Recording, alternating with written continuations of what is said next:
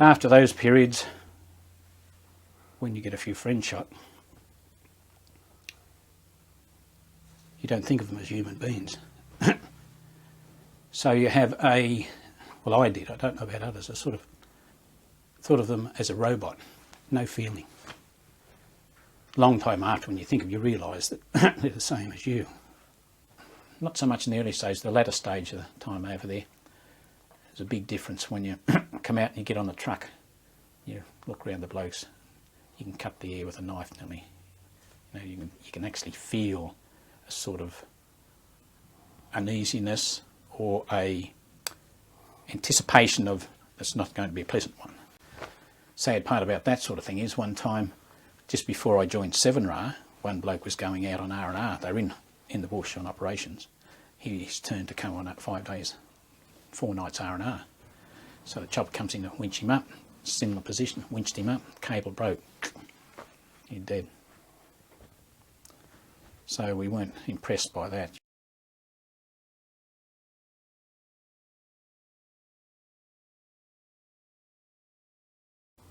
I was born in Grafton, 1945. I only lived there for a short time, probably 2.5 years. Just if you could list for us where you served in Vietnam. Oh, I'm sorry. Well, okay, I did basic training in Kapooka. Then I went to Singleton to do the core training.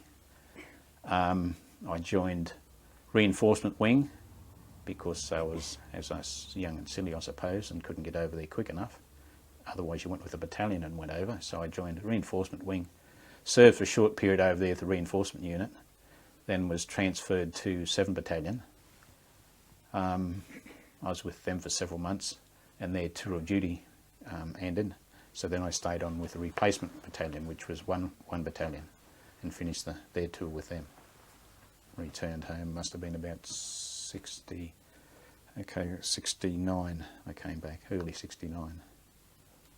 So you arrived at Vietnam. Did you drop anchor or go into port, or what was? No, we pulled up very close to the coast, within what would be hundreds of metres. You know, it could be, I can't remember now, it was 500 metres or so off the coast. And choppers come in to lift us off and take us direct to Nui Dat. And from the Warburton mountain areas, there was fire opening up on them, the choppers all the time, so the choppers turned back. And they decided, okay, instead of driving us on choppers, they'd take us out on land barges.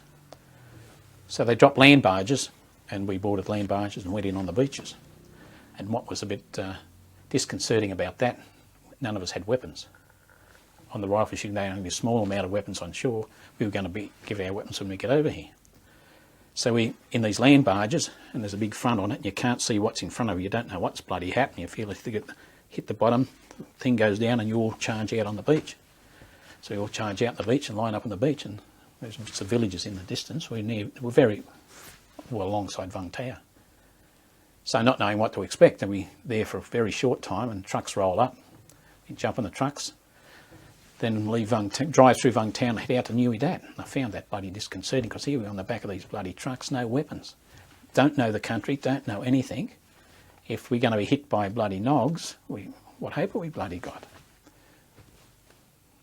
Fortunately, nothing happened. We got to Nui Dat, not a bit. But those areas they covered were fairly safe. Not 100% safe, because they used to get sniped at, some of the transport coming from Vung Tau to Nui Dat on occasions. But they didn't have any big forces in the area that could do much to them at those stages, unless they're different in the Tet. But I suppose I was worrying unnecessarily, because they would have known it was fairly safe to do, or they would have brought armed personnel down to go with us or armed us or something. But I just felt uneasy on the back of this truck, and I wasn't the only one. There was, 25 or 30 or something, nearly on the back of a truck. 25, I suppose, 20, 25 something. When you're on the truck, did you smell or hear or see anything that was different and new? Oh yes, going through Vung Tau, from this beach area, coastal area, through the part of the village and the huts and that. Now, it wasn't too unusual, because I'd travelled to, when I was about 19, I took a trip with some mates. We went overseas to Japan and come down through Hong Kong and so forth, and Taiwan and back home on about a 6 or 8 week sort of holiday. So it wasn't totally foreign to me, as the outer villages in some of these Asian countries. The smells are different to what are here, obviously, when you go into a new area, and I can't remember precisely to say how it smelled differently. It just smelled differently. The people looked at us and we were probably suspicious of them, but they would have been nothing unusual for them seeing mob of troops go through. So I guess that wasn't too unusual to them. Countryside, different to here, obviously. And I was surprised when I got to Nui Dat, the area we went into had bloody banana trees around it, in part. Most of it was rubber plantation. The first area we went into where the reinforcement wing was, they had banana trees. They were around the other place, but the other things over this, the rice paddies. In the town area, village as you might term it, part we moved through, more like thatched hutch type roof things. A lot of tin on them, but typical hut things you'd see in an Indonesian village country area. So what happened when the trucks arrived? Well, we were dropped, basically went straight to reinforcement unit area, unloaded there, shown, well, probably introduced to the OC rather, that unit, shown where our quarters were going to be. Tents, that is.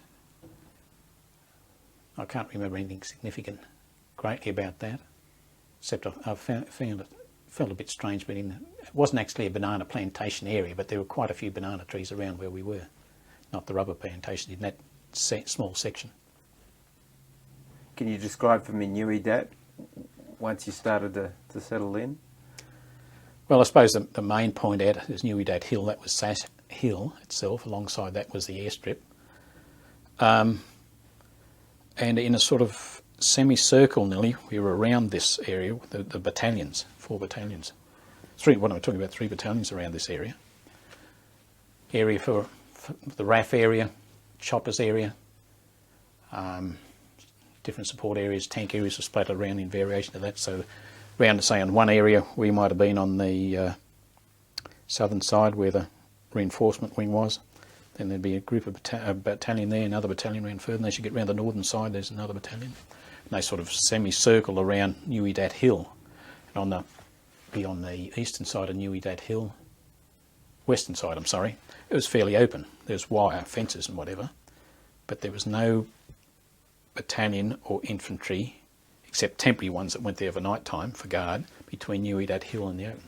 Artillery covered that area pretty well, but we didn't have a concept. It was fairly clear country in front of that, so it wasn't made it good for anyone to come across that or attack. Distance of it, I'm not quite sure, but I think it must be about 5 kilometres long. I'm guessing a little bit. I've never sort of taken enough information off a map to say what the scale was, but I reckon it'd be about 5 long and about 3 wide. I don't think it would go to 7, about 5 anyway. So it's a fair spread out area, not all. I guess obvious reasons you don't want anything in one position. You get a bomb on that or artillery or whatever, and too damaging. Was there a particular reason why the SAS were kept separate from everyone else? Not particularly. It's just generally like 1 battalion's in their area, 2 battalions in there, and they've got an area where the tank corps is, that operate probably autonomous to most others most of the time, and they could have been in another area. It just happens that they were at what we call Sass Hill, and it was Nui Dat Hill. The artillery was there too. Used to fire the beat-offs there on Sass Hill, and as well as that, there might have been some other transport, air transport areas with them in that area. So there's no significant reason why that was purposely set to that I'm aware of.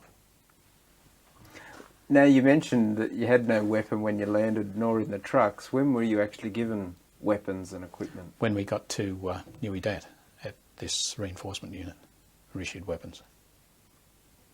And what were your early orders in respect to patrols or guarding of the camp? Well, I can't recall anything specific, except if you're going on guard duty, you didn't have to be ordered to do anything. In your training, you're aware what you were there for and what you had to keep an eye out for and so forth. So there wasn't any specific orders when you went out on patrol. And I guess in the first few we went out on was just training patrols in areas that they thought were pretty safe, I'd imagine. This was on foot. We weren't at this stage flown out on choppers onto patrols where we were likely to be hitting anything. It was just observation. We were going out to check an area out, and they're probably aware there's nothing there, but we didn't know that. And that would be in the first week or so. Then after that, we're in reinforcement wing still, but we went out to support the companies in the battalions. They'd have an operation on, and we'd go out with them. They'd be flown out in choppers as well, and join as a platoon in addition to them. So we were under their control, but not, I couldn't say we were autonomous. We were basically under their control while we were out there. So we operated with those in areas that was necessary. So how long were you sort of in the reinforcement wing before you actually attached to 7RAO? I can't remember precisely, but I'd say it'd be a month. 3 weeks at least. Yeah, I don't think it'd be anything less than about 3 weeks that I was there. And we were shipped over to, you had a choice then where you'd like to go to, because all the battalions need reinforcement now and then. You know, chaps that have wounded, gone home, some unfortunately got killed, some of their time might have been up over there and they were coming home. So there was always some necessity for reinforcements to go in. So we were given an option, and we had a choice, I think, of 3RA, 7RA and something else, which I don't recall. I think 3RA was coming home in about 3 months, or very short time, a month. No, 3 months they were coming home. So you had to spend a minimum of 3 months there, and then you could go home. So if you went with that battalion, you could go home. That was defeating the purpose why I was there, so I didn't join them. So I went to 7RA. They were only staying for a shorter time, it must have been. I'm not sure if they've got the dates correct. It might have been 3 months for 7. And if you went to 7, then you'd stay in with the next battalion, so I went to 7. Some of the mates I was with, I was on the verge of these were Western Australians, these two blokes, and I got on one with them very well. He's a good mate. And they were two good mates that had joined the army together with the Nasho system and so forth, and they were going to stick together. And one of them wanted to join, he wanted to join support company. Of course, they had the perception that if you're in support company, you're safer there, you're not right at the front, which in their case didn't work out.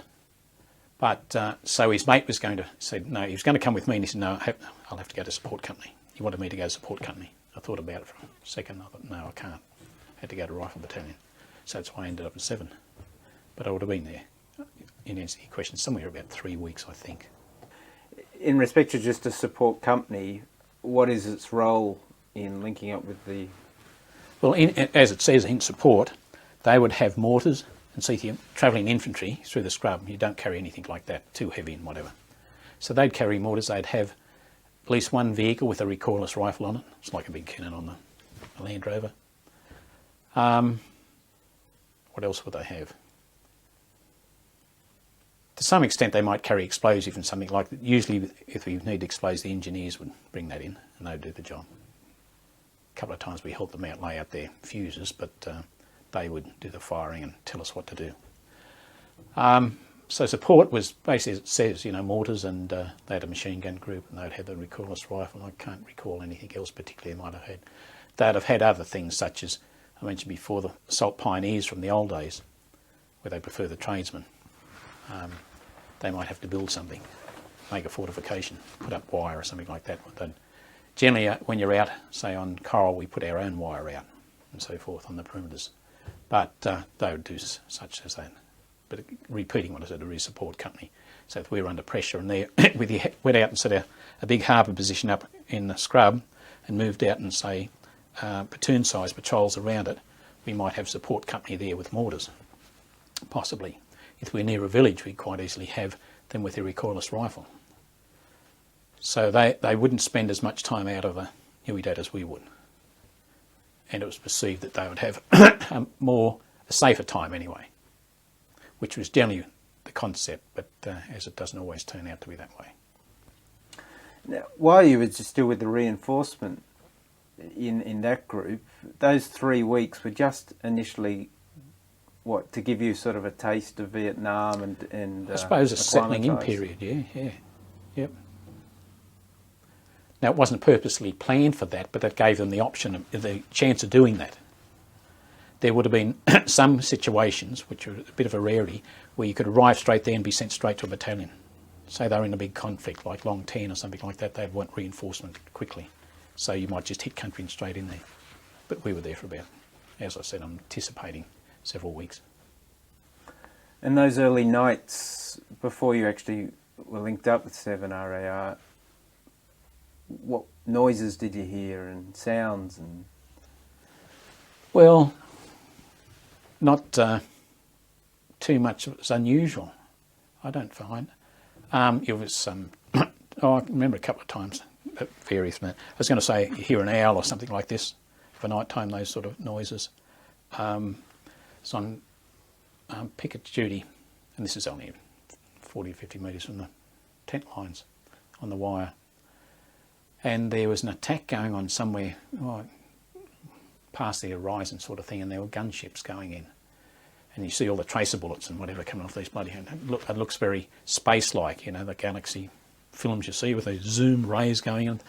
It doesn't light up the night, but you see all these traces and the red ones and then these green rockets or something flying down all over the place. And it's a little unusual because you haven't seen that sort of thing before. There'd be some instances like that. And on occasions you'd hear the artillery. They'd fire a round, not every night, but most nights, at varying times, anything from sundown to probably 11 o'clock at night. I don't know if they went that late. They might fire off about 8 or 10 rounds. And they'd pick spots around outside Nui Dat where they'd fire these into to deter anyone moving up. While that's happening, there's always, constantly, there's tail patrols go out. TAOR, Tactical Area Responsibility. So you've got, around the Nui Dat, you've got a battalion here and a battalion there. They've got an area responsibility out there. So they have 5-man patrols going out there all the time. There's a 5-man patrol out there all the time. So when one's coming in, one's going out. Normally they only have one out in each sector, but sometimes there could be 2. And they go out and you've got to follow the exact instructions, the maps where you go to. It's not a sort of go over the other side of the wire, which you heard when they first got to Nui Dat before, you know, when there's only 1 battalion and 2 battalions sitting up there. Go out in the bush and they hadn't been through these areas, and so the blokes would go over the hill and camp, sit there on their bum, go back into camp because they didn't know what was out there, sort of thing. How true these were, that's a story I've got on a couple of occasions. But you're sent out there and you've got to follow your grid pattern of wherever you're going, because the artillery's going to come in. If you're not where you're supposed to be, if you're not, you radio back and give, you know, code messages where you are, so you're not having artillery come in top of you. So there's sort of constant surveillance, plus these firing off every night. Not long after you'd been in Vietnam, the Tet Offensive happened in the beginning of '68. Mm-hmm. Can you tell us about what the lead up to that was for you and what you were doing? Well, I was at the reinforcement wing, and we were sort of being introduced to the country to some extent. And we weren't in the depths of the Tet in the most intensive fighting at all. We were sort of what you might term perimeter. So down around Berea area, where it was pretty thick anyway, where Nog's trying to push through, we were backing up 7RAR, and on the flanks of them, basically, if there was going to be any spillover, which the spillover we got were only minor numbers. They weren't the full force. So they suffered the full force of the areas, and we sort of got the flak off them at that period. What was your first deployment, if you like, into an engagement?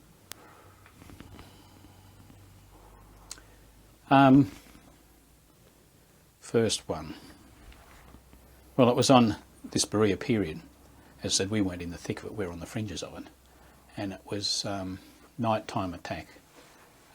Small band of Nogs trying to move through our area. So there was much fire, a fair amount, struck much later on. And there was blood left, but we didn't get any bodies in it. So some were wounded and they dragged those off. Whether they were walking case or carrying case, I don't know. So first introduction was probably not as scary as I'd thought. You know, when you're preparing for it, you're a bit nervy of it. Because we were fairly sure they're coming at us in small lots, small numbers, and we had stronger numbers. We had support by choppers, artillery and whatever else, that we had a certain amount of confidence things weren't going to be too bad for us. What was the situation as far as your strength in numbers and that kind of thing? We had we were supposed to get in a platoon, but we had about a platoon and a half size really. Then there was another platoon probably several hundred metres away from us in another area. So in actual fact there were bits of gaps in the line we were. Those gaps were something in the area of paddy fields where it would have been very difficult for someone to cross. They could in the dark crawl across, you know, small numbers would get through. But we had it surveyed visually reasonably well. And at that stage they weren't dark nights, we had moonlight and so forth, so you know, someone getting through would have been pretty slim. And we were in plenty of range of fire, small arms fire, to stop anyone going through. So it was probably a gentle introduction really. Was that a defensive position? Am I right in saying that's how it was described? You were setting up to defend your own territory? Well, we were outside we were still in Whaktui province, but we're outside our Nui Dat area. And I suppose we were defensive in so much we were laying in wait. We weren't moving through them, we were waiting for them to come to us, where the others were pushing their way through the village, the rear and so forth. We were just sitting waiting behind a rice paddy bunker things. Not a bunker as in ground, but the mounds around rice paddies, giving you plenty of cover. Reasonable cover anyway. How do you set up a position like that? Is there a particular strategy you use to... Well, I guess not so much for us. We've told a position to go to, and whoever's being the controlling officer of that part of the operation, takes his information off a map or so forth. He can see where the central points of activities are, where the main force is attacking, where splinter groups are going to try and dodge out to, so he puts off cutting, blocking forces in those areas and tries to maintain them. If necessary, not so much on the villages, but bring in artillery if it's required. So we're basically a blocking force if anyone was going to try and slip past on the flanks. As a rifleman, what is your responsibility? Are you given a field of fire to cover, or? And not so much unless you're in a harbour position, but whatever's in front of you basically. And of course while you're doing that you watch your rear as well. But it's not actually a field of fire, anything in front. Now you might have offsider that's a couple of metres either side of you, could be further sometimes. And if there was something coming up in his field, you would have a go at it too. So you don't just leave it for him to do. Whatever you see moving that you think is enemy potential, you would open fire on it. And you said you saw something there, but it was only on the fringes. Well, we weren't in the village itself. And so we were having nogs coming through. It was during the evening they were trying to move out. They were trying to they struck with fairly strong force, more than we'd have struck in some other occasions. But because they're large numbers, they can't move unseen. So when they're in a tight spot and they've got to evacuate themselves rather, they have to break them into small groups and try to be less detectable and move out, and that's what they're trying to do.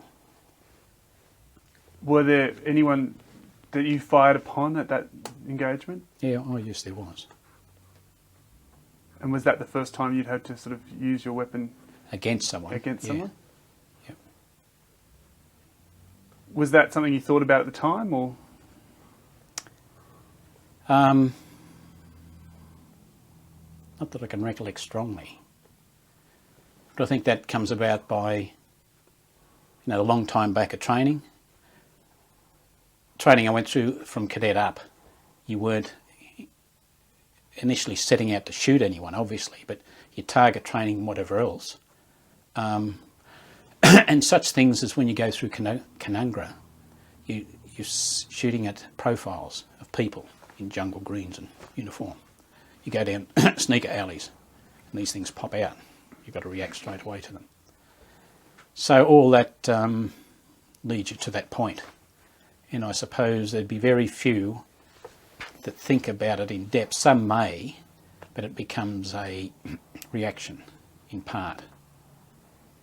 So I think through the training, if your training's intense enough, you react without thinking. When I say that, I don't mean to say you don't think altogether. You've got to have some control on that of what you're doing. But you instinctively of protecting yourself in part.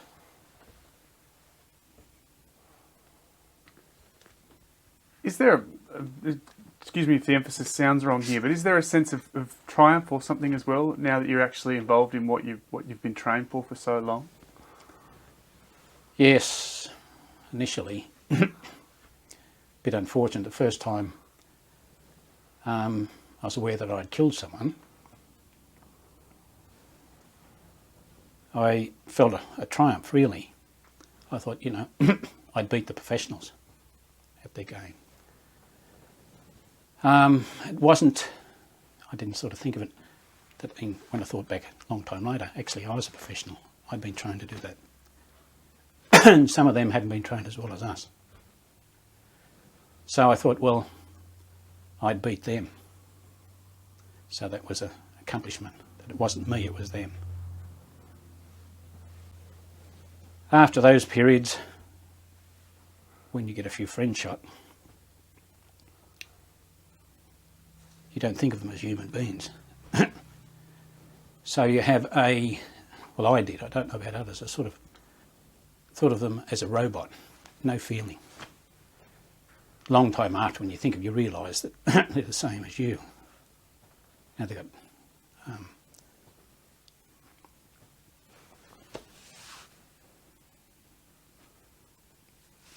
mothers and brothers. But going through those periods, I had less feeling about it than shooting a dog. I didn't appreciate that, didn't think that they had feelings. They were just, they were enemy. I suppose we'd trained enough with silhouette firing. And when some of the other fellows are shot, you can't shoot enough of them. So it's a bit of a grim stage, I suppose, that you're indoctrinated into that. What was that exact instance where you became aware that you'd killed someone for the first time? It wasn't on that occasion that I would be sure. See, as I said, they carried off.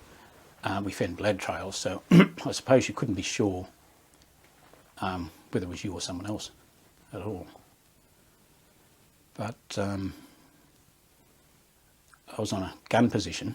You take turns when you're bedded down of a night in a harbour position. 3 places around the harbour position you have a machine gun. Each section has a machine gun. So I was on the machine gun and these 3 come down the track. There's another one on the machine gun with you. You know, the others are bedded down in this big circle, which could be something in the order of anything from 50 to 20 metres in diameter, depending on terrain. And I'm near a track edge, and 3 came down, opened up on 3 nogs. I don't know. One was killed, one was wounded, and I don't know about the third one, whether he was wounded or not. He went off with a second one. And did you see the results of your own firing at the time? Or? Yeah.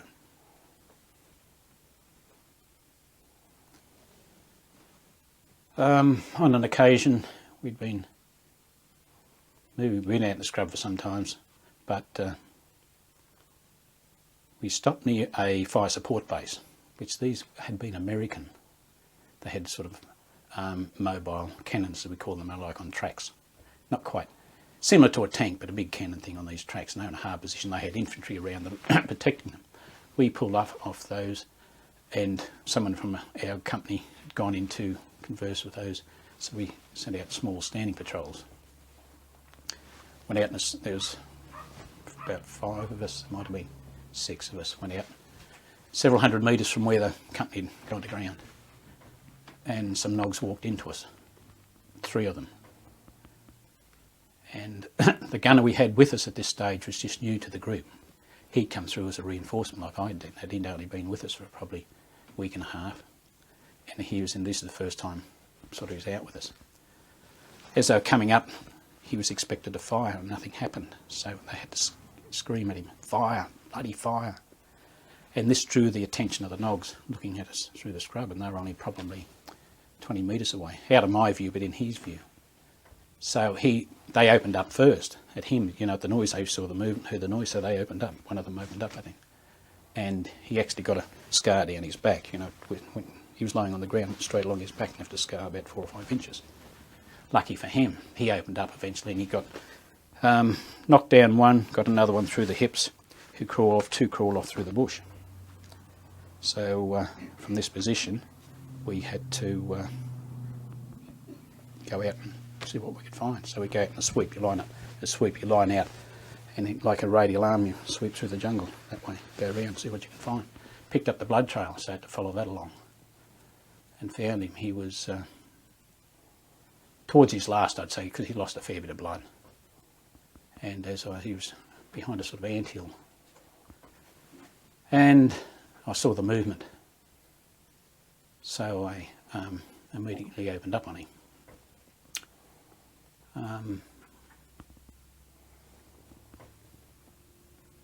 So when I got to him, I know, given the second burst, I was about from here to you away from him. And he was like, what he was actually doing, he was partially crawled and so forth to get to the position he was. Left this blood trail along the ground, which enabled me to find him.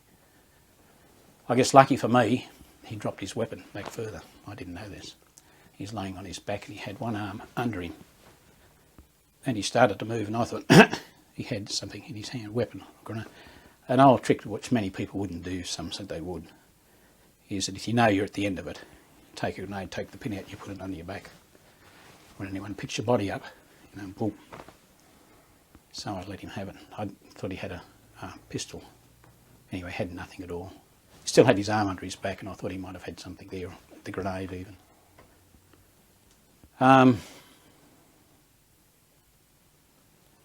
So after that, I called some of the other chaps up. They covered me while I went and put a rope on him and pulled his body. So we all flat on the deck then, because expecting to pull him over, you'd think the grenade's going to go. He didn't have any under him. So then had to search him. We were not far from our company where they'd gone to ground, not a long way. It was only a matter of hundreds of yards, basically. So I had to search him to see how, and then get straight back. Because they thought they wouldn't leave a small group out there might be more coming through, which wasn't the case. There were only 3 isolated travelling from somewhere to somewhere else through the scrub. And it's a track they'd covered before. There's signs on the track showing them their way. So I had to part strip him and see what he was carrying, take what he had and take it back, and that went back to our group, and then it was sent off back to intelligence. You said just a moment ago that your first reaction on that occasion was as a professional, that you'd done your job After the event, yes, I thought I had the feeling of sort of accomplishment. I'd done what I didn't think that I'd been trained to do it, but I just thought, yes, well, I'd beat the professionals at their game.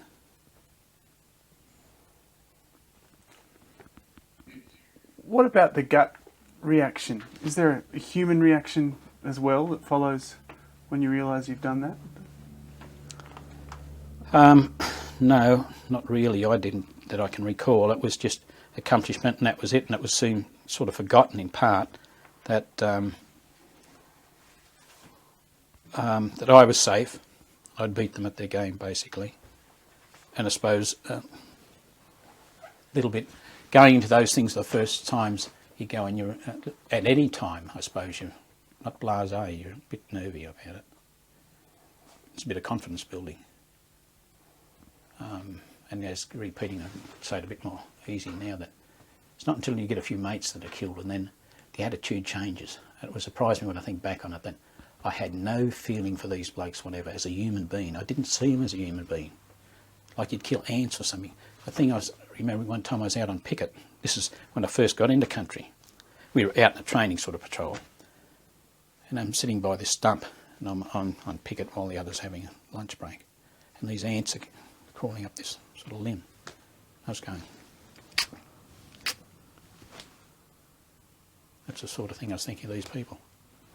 Why I was doing that, I don't know why I even did that. Bloody ants. I'm not a Buddhist or something like that, but it's just he'd been, and I use the term brainwash as an excuse, I suppose, trained to that way to react. And I guess it worked well on me at the stage. Were there blokes that developed a bloodlust, if you like? A desire to Well, I had the desire. When my mate was killed, I would have liked to kill more and more. Not for the sake of bloodlust, of blood spilling, but these nogs that weren't people. Like when I say they weren't people, I wasn't particularly saying in my mind they're not people. They just didn't register. It was like a robot or something like that, a nothingness that I was dealing with. A sort of development of a hatred for them, despising them totally. And I guess they might have gone through the same thing on their side as well.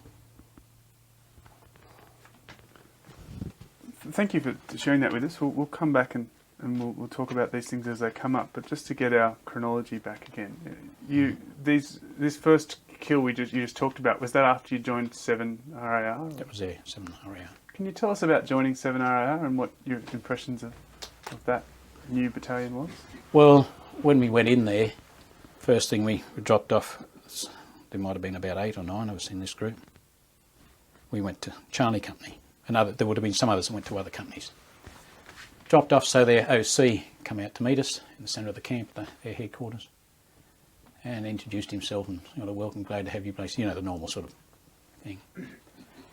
Then he said, which I found out, now any of you blokes like to stay together? Made mates that you want to stay together. And I thought, no, there's a bit something going on strange here, because the mates I'd left had gone to support company. So it didn't matter which platoon I went into. And I thought, been through military stuff before, it sort of read him as strange. And there were several of them said, yeah, I want to stay with so-and-so. Someone I want to stay with so-and-so. First blokes he picks, you go to that platoon, you go to that platoon. These 2 mates, split them up. He said, we're all mates in this company. You'll make mates in that section, so, or that platoon. So I don't know whether that was a good philosophy or not.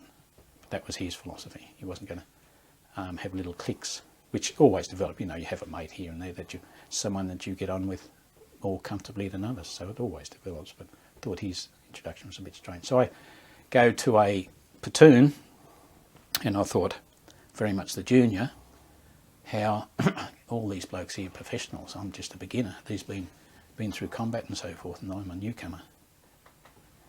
And in the platoon I went, there wasn't many that went. Well, I was the only one. In the section I went, there might have been 1 or 2 others in another section, I think there was, but the rest of the blokes went to other platoons in the same company. And the section commander I had, he was very good. He'd been through Borneo and so forth, so he had quite a bit of experience. And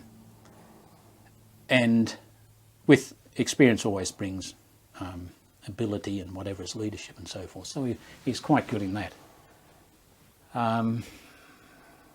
So I was a bit perturbed how I was going to be accepted as sort of wet behind the ears.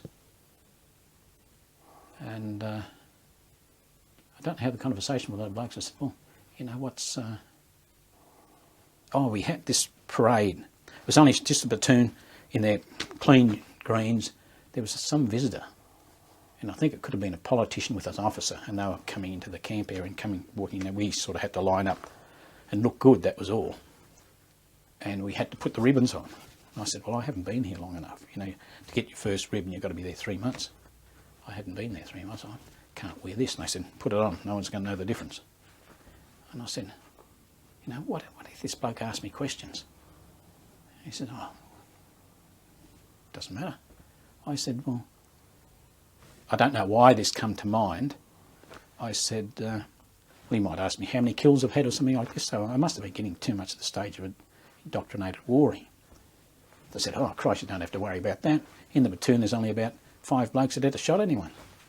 So I was suddenly surprised at the number of men in country and how few actually ended up shooting people.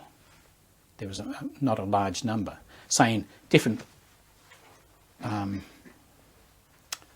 combat times in operations, there would have been very intense fighting and everyone would have probably done in that zone. But there were so many other small contacts, a lot of shots fired and nothing happens out of it.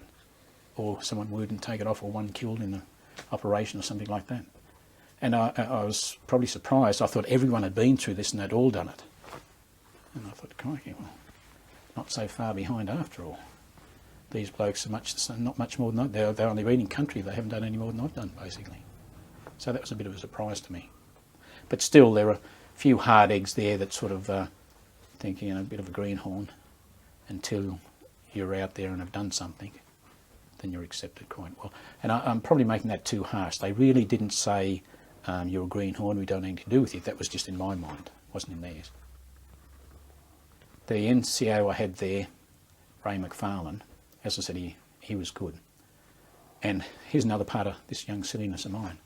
We're out in the scrub this time, and in the early parts, and we fairly open ground. We're walking through, and we had sort of narrow head formation, and blokes strung down the sides. And the sides, they were about 20 metres apart or something. We were travelling fairly close together and moving through them. We pulled up for some reason for a smoker. We've been travelling, striking nothing.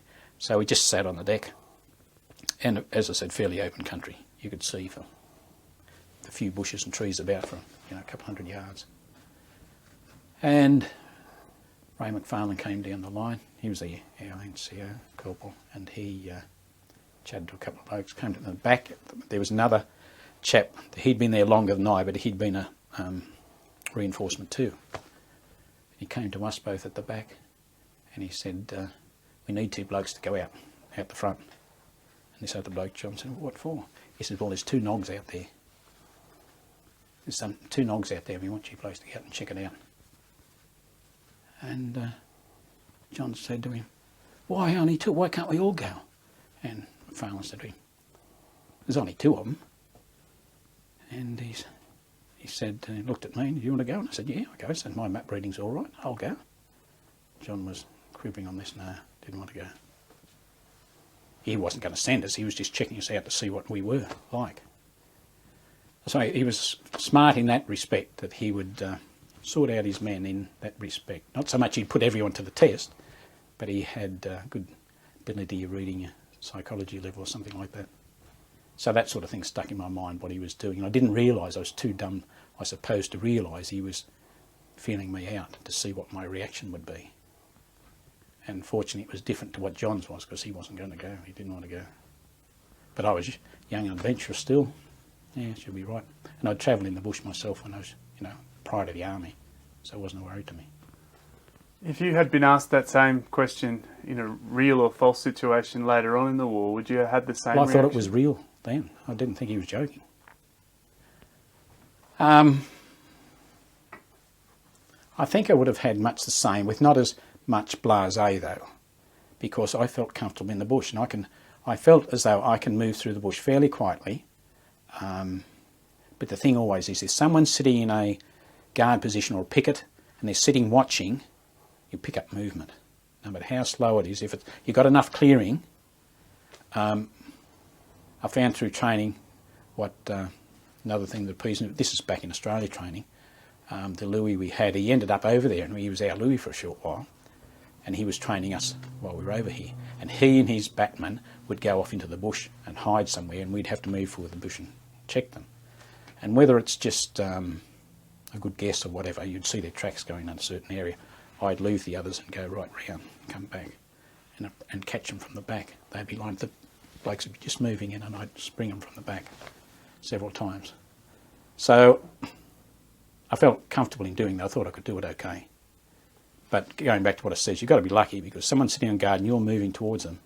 You know, there's no likelihood that you're going to get there without being seen. But if the advantage you've got is someone's on guard duty for hours or a long time, they get tired and they don't look, and they're not as clear. Most of them don't look as clear, so you can get under their guard a bit. Not that that happened particularly on what I'm speaking about, but that's the perception I had. So you were a reinforcement. You might have been called green, or you might have thought you were green. Well, what ways were you a bit wet behind the ears then? I mean, Well, only that I hadn't been in combat with these people, and I'd had a slight taste of it. Nothing really serious. We had the upper hand, and they weren't pushing us really. They were trying to run from us really. When you get stuck in combat in the bush, fortunately for us, on practically all occasions, we're on the offensive and they're on the defensive. So we're pushing them, or they're trying to get through us to get away. A few occasions, and I was fortunate not to be, except on Coral, when we were in the bush on small patrols of platoon and even company size, that they were on the run. If they knew they were there, they wanted to get out. And they'd only hit us as a distraction. We'd be on top of a camp, some would hit us while the rest key the camp, try and get away, and then they'd try and get out. So we were basically pushing them instead of them pushing us.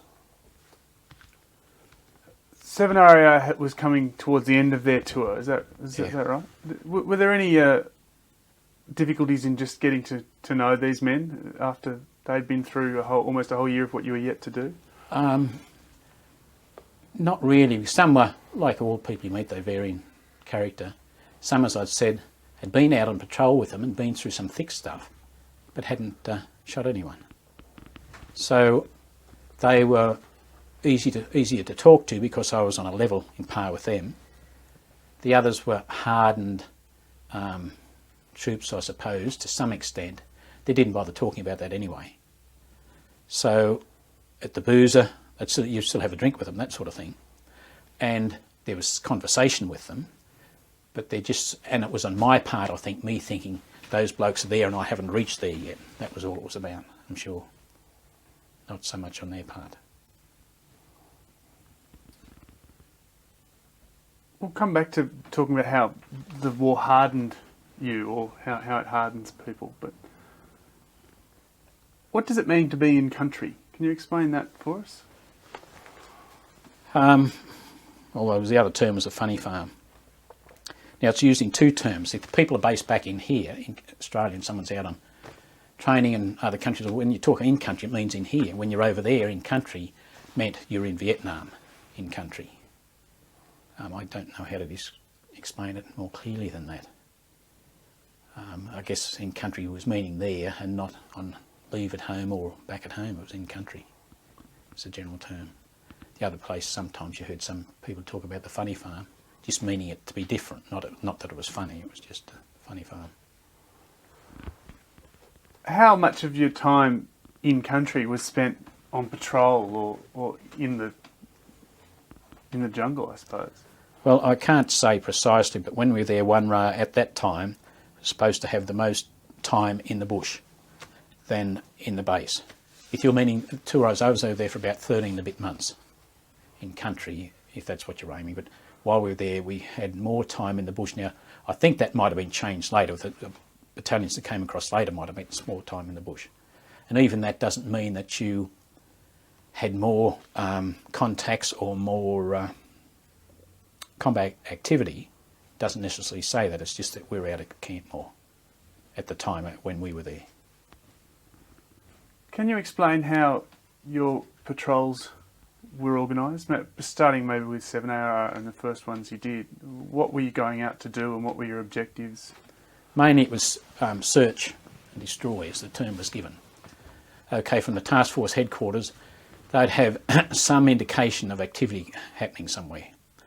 And what would usually take place, the NOGs sneak into an area and start building up a camp, and this is bunker systems and whatever.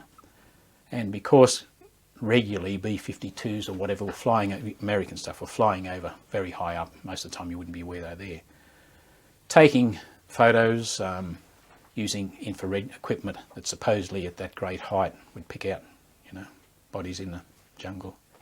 This was a story, how accurate that was at that time, I don't know. They claimed they could pick up I don't know what height this was, a cigarette in the jungle. That's a pretty fantastic story, but they claim that. So just put that question to me again. What did So what would you, can you maybe just take us through one of these patrols? What would you know about what you were called out on to do, and how would they? Oh, right. Well, okay, this movement that they detect somewhere, or they might see from aerial photographs, trails. Like if you've ever been in an aircraft and you look at the ground, rabbit tracks are easy to see. They're used a lot. Even though there's canopies over the top and so if they get movement or whatever, they would surmise there's something there if they didn't know there's a fair amount of activity. So the message would come down the line from intelligence, etc., through, and it'd go to the commanding officers who would pass it through to the companies, and has decided there's activity there, so you people are going out in that area to cover that area and see what you can find. Sometimes there was known there was something there, more often it was go and see. So you'd move in there and you might find caches of food. You find camps quite often, not always more often not in the camp. They'd have weapon storage, would be away from the camp. They'd try to trick us in that, so when we found a camp and they moved off out of it or whatever, we'd stay at that camp for a while and do a thorough search in the perimeters right round for, hundreds of yards out to see what we could find. Often we'd pick up weapon caches. Depending on what was about, and they'd have a little bit of information on it, we'd hit a camp, we'd move off straight away, because they'd rush out, head off, and then they'd fire orders back into the camp, thinking we were still there, so they'd get us on their guard down. Let's get something outside. So you would be sent off in what numbers and with what information? A grid reference or what? Well, we'd have a general idea we're going to an area, and while we were there we covered an area called the Firestone Trail in the southern area a little bit. The battalion before us spent most of their time up on the Long Greens, which is the northern area. You'd clear the nogs out of there, and then what would happen, you would start to search and clear other areas. So that, like ants, nogs move back in that area, start building up. So you move back in that area and shift them on again. Destroy what they've built. You come across bunkers, there might be a skirmish and they would take off. So you'd destroy the bunkers. You'd call the engineers in and they would lay their explosives through all the bunkers, blow those. So that's disrupting them, what you don't catch or whatever. And what they were doing, small groups setting up a camp, and then they bring more in as a training place. And they like to have a few about so they can move from one to one all the time. You think they're there, they're over here and whatever. So they like to have a variation about the place where they can go to. And their attitude was not to stay in big groups because they're more easily detected.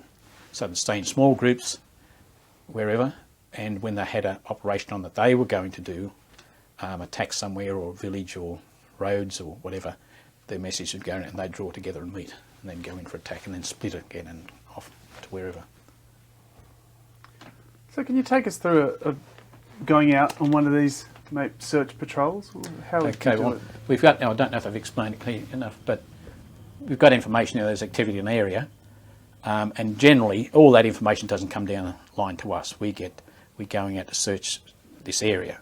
So we don't know. Sometimes you get an operation, you never strike anything. It's quite a, except the slogging through the bush, a bit of a holiday. So what comes on, first we know we're going tomorrow or the next day or whatever it is. We get word, usually it's not a long time ahead, we're told. Headquarters know a long time ahead, but you're not told this. Trucks come into the compound area. Well, it's not a compound, but where we were in our company area. And everyone's on the trucks. You go down to the chopper pad, hit a chopper. As to the, not so much in the early stage, the latter stage of the time over there, there's a big difference when you come out and you get on the truck. You look around the blokes, you can cut the air with a knife nearly. You can actually feel a sort of uneasiness or a anticipation of it's not going to be a pleasant one. There's hardly any talking. Blokes get on the trucks and we go down. The reverse is when you come back off an operation, the trucks come in, blokes get off. They're all cheery and this is great, it's great to be back, all this sort of thing, because they're relieved, the pressure's off them for the time being.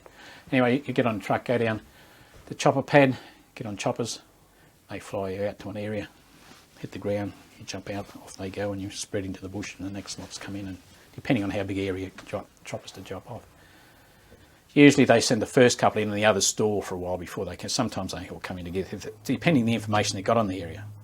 So if the nogs are in the area, you can have a go at the blokes as they land. So the first lot go in and secure the perimeter where they're landing, then the next lot come in and off fairly quickly. So the choppers come in, they're only there for a short period. They sometimes don't even touch the ground. They're just above the ground, might be a foot or so, 2 foot off, and everyone clambers out. They're off and another batch comes in. Okay, hit the ground, and when you're sure the area is fairly secure around you, then you move off. And usually as you move through the jungle, in nearly all cases, you're in a single line. Now, if you're out in company strength, a company should be about 120 or whatever, and more. But because you've got to leave some behind for duties, you could be down to 80. You're lucky if you get out with 90 odd. If you're moving through the scrub, you could be from 2 metres apart to, about 3, 4, not much more, sometimes more. If you're in open ground, you'd be more. So you stretch your company over a long period, long distance.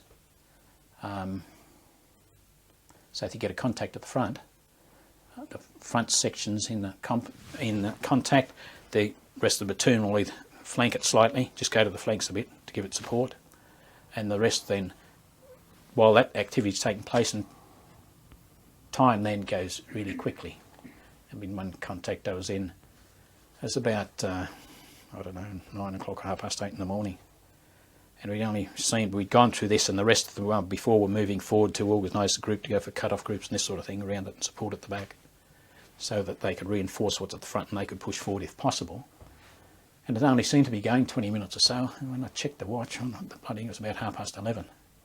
So time, and a lot of times in those circumstances, it can drag very much, but when you're in action like that, it just goes past in no time. Okay, I'm trying to tell you what we do. Okay, we're travelling in line. About generally every hour, sometimes if the going wasn't too hard, every 2 hours we stop for a break. You might get 5 minutes, you might get 10. Then you're on again. You're not moving excessively fast, fairly slow, because one, you're carrying your pack on your back with about 3 days' rations, your ammunition, your rifle, your water and everything else. What sleeping gear you have. And that's an effort in itself, so you're moving slow for that reason, slower, but you don't want to make too much noise because you give yourself away. So in a day we might march 2,000 metres. It's not a march, you're creeping through the scrub. 2,000 metres, you're going pretty good. One time, one company, it was in 7 Ra, they got the nickname the Road Runners. They were called to go to support somewhere. It wasn't a serious condition, but they had to get to a point in quick time. So within a day, say daylight hours, they travelled 4 kilometres. And that's a bit of a record, under those conditions. They were pushing and they would have been making a noise, but they moved through. So a couple of thousand yards in the jungle is reasonable going. Sometimes it would be less than that. I just want to continue this description you were giving us about the company on patrol. How close are you to the next man when you're walking in this line? Depends on the density of the jungle. Sometimes it's when you're at the front. Say when I was with 1 Ra initially, I was a scout, and if it's very thick, you actually got to break your way through it. So the next bloke's waiting behind you, and he could be a bit over an arm length away from you. But the rest of them would be sprung out at a bit longer distance. The 2 metres I spoke of. In retrospect, I think more accurate was probably 3 metres, generally minimum, and could be 5 or 6, but unusually 6 in the scrub, thick scrub itself. But some scrub, a lot of it is thick. You couldn't stand up and put your hand out and turn around without hitting anything. That was just fairly easy going scrub. But other stuff was even more dense than that. And you actually, vines and that had to cut your way through it with a machete. So the scout not only has been at the front, when you've got the vines and things you're going through, you've got to break through those vines and that makes a noise. So you think, hope to God they're not in this area because they'd hear you coming, as quiet as you like to be. You've got bulky blokes and they're trying to get through these bloody trees and bushes and vines without making noise. It's near impossible in some circumstances. So I can recall at one stage we're going through and the Louis behind, he's halfway down the platoon. He was wondering why we're moving so slow. When he come to the front, when we stop for a pause, you can have a smoko under some circumstances. Even though there could be, when you think there's no nogs that you don't definitely know. they will have a smoker when they stop for their break. He came forward, and I was just completely saturated. My clothes, underneath the pink, I had your pockets on the front, and you've got to carry a bandage. It's wrapped in a bit of plastic. Every man carries a bandage, it's a shell dressing you carry in your pocket. And only the part on front of that was dry. Everything was just absolutely wet with perspiration from breaking through the scrub. He came forward and seen what was going on, because when he come along, there was a sort of pathway cut through the slab. Everyone was stepping through. It was quite okay. He didn't realise what was happening up front, so he changed his mind a bit after that. But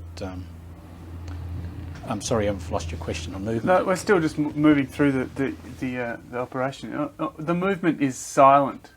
Can you give us an idea of what you can't that means? be silent, but that's your intention. There's twigs or something, and you'll walk and you'll see the twigs, and you'll be 20 yards ahead, and you'll hear some bugger behind you have stepped on a bloody twig that you thought, oh, you should have pulled it off the track or something. Not that there's a track. But as well as that, there's noises in the bush all the time.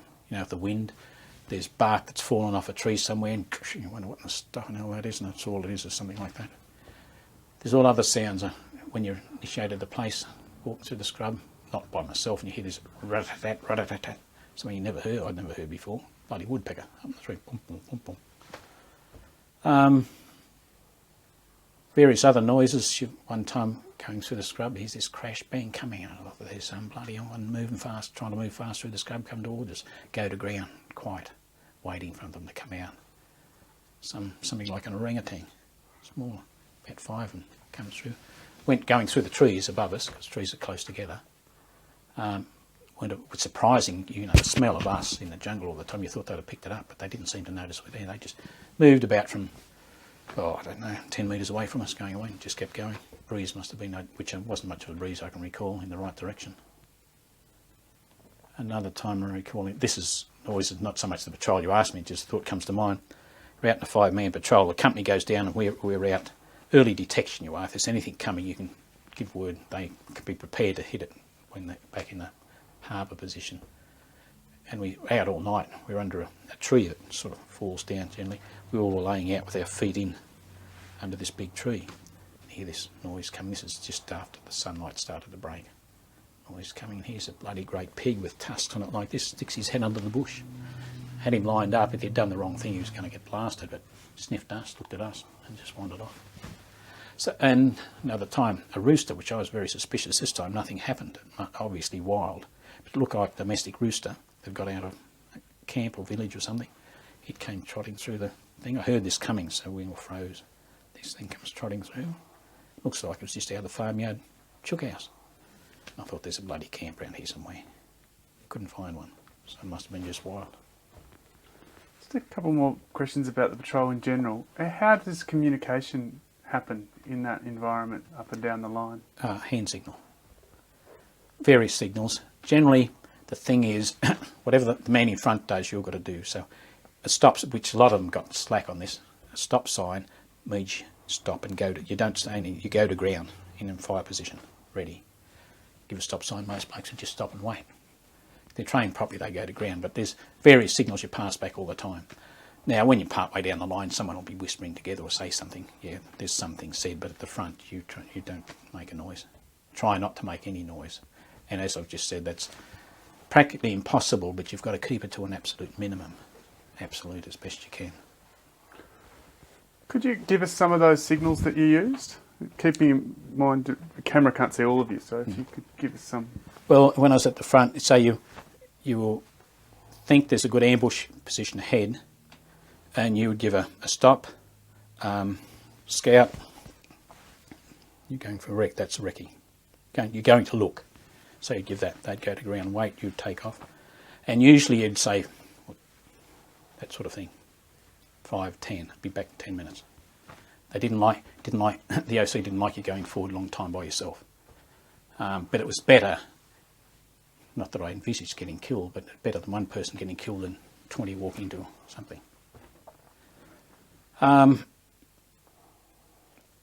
Various things for, sergeant, major, that was gun group. Was rifle group, I'm forgetting now, 2 or 3.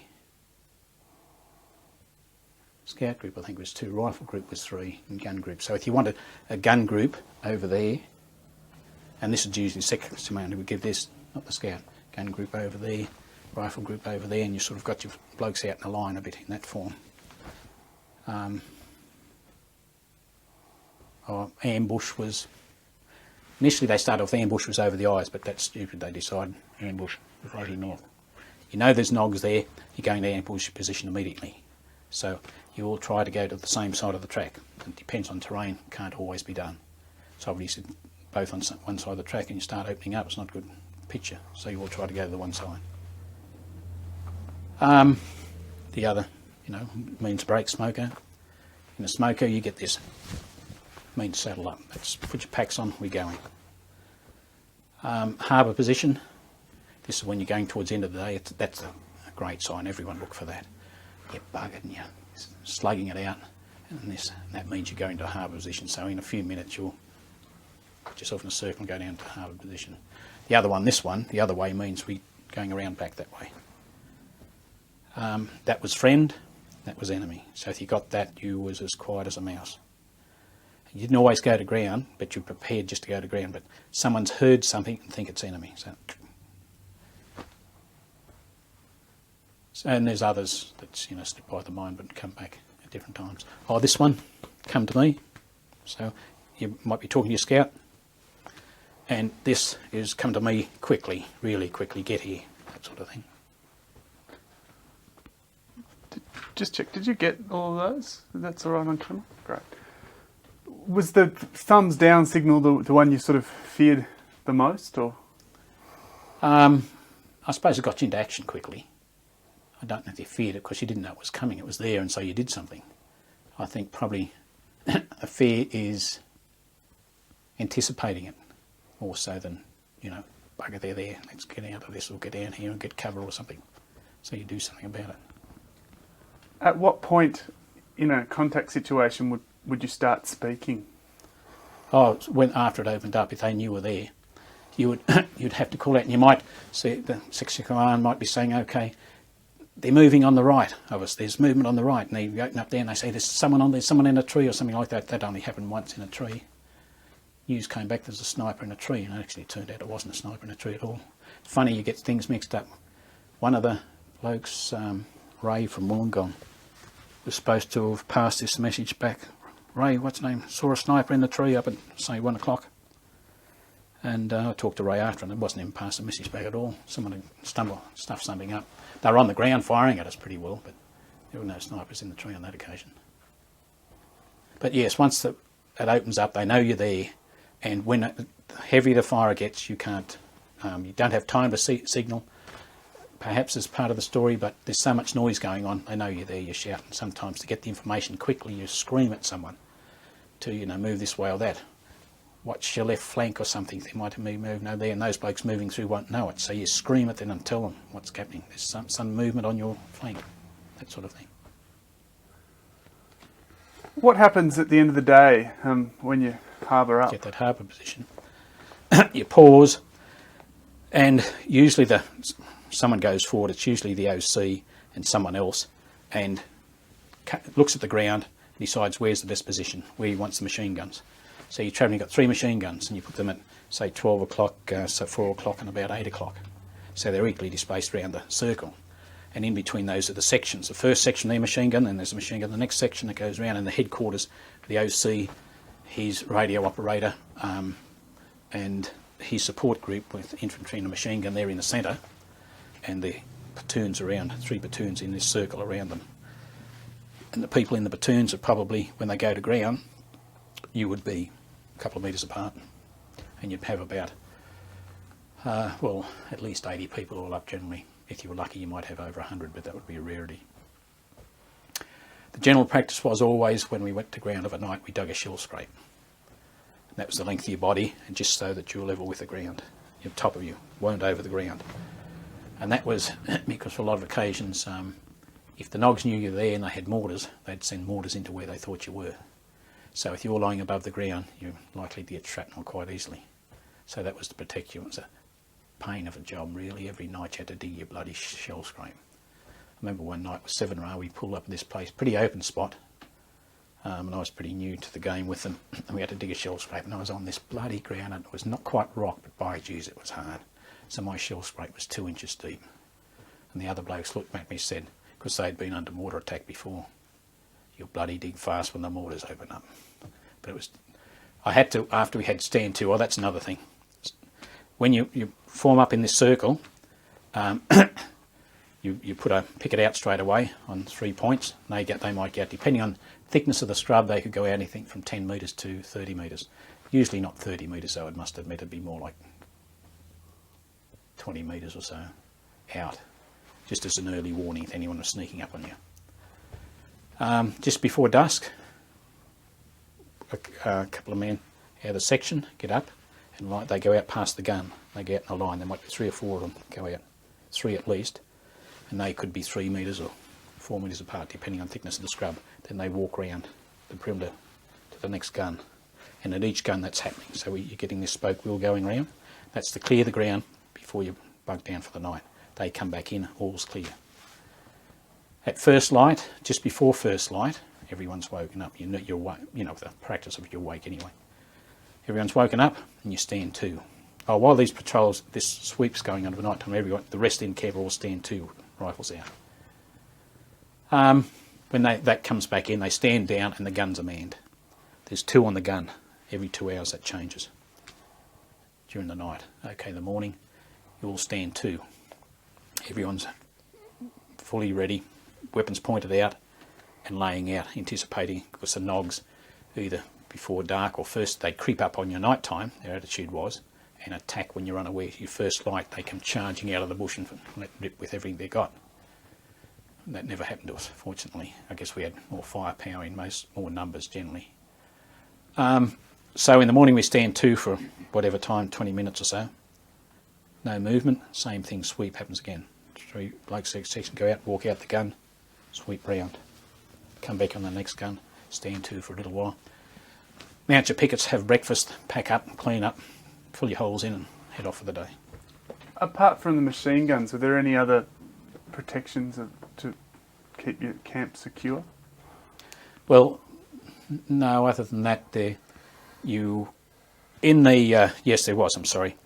In a section, you had your machine gun, every man nearly carried an extra belt for the machine gun, an extra 100 rounds. Had a couple of claymore mines, and they would go out of a night time. I didn't mention that. So you'd go out and sit those out in the scrub, and they were command detonated by little trigger things. You brought a wire back. They were set up. They were retrieved obviously in the morning before you moved. We had I have an automatic rifle, like a semi-automatic. Armalite I had in the M60, and the rest of the troops would have had the SLR, which is semi-automatic again. Not as quick firepower, but give you a hell of a belt if you ever cop one. Some others then carried a grenade launcher. It's only a short one. They threw grenades, probably something about, I forget now, it was 40 or 60 mil. About 40 mil, a bit over 40 mil they'd throw them, like in a shell. They were fired and they wouldn't arm themselves till they travelled about 30 feet, and they armed themselves. And in also those you can get big shotgun cartridges with big lumps of shot in it. I'm not sure if there were 5 or 7 pellets in it that you could throw out. Everyone carried a grenade. I carried 2 grenades.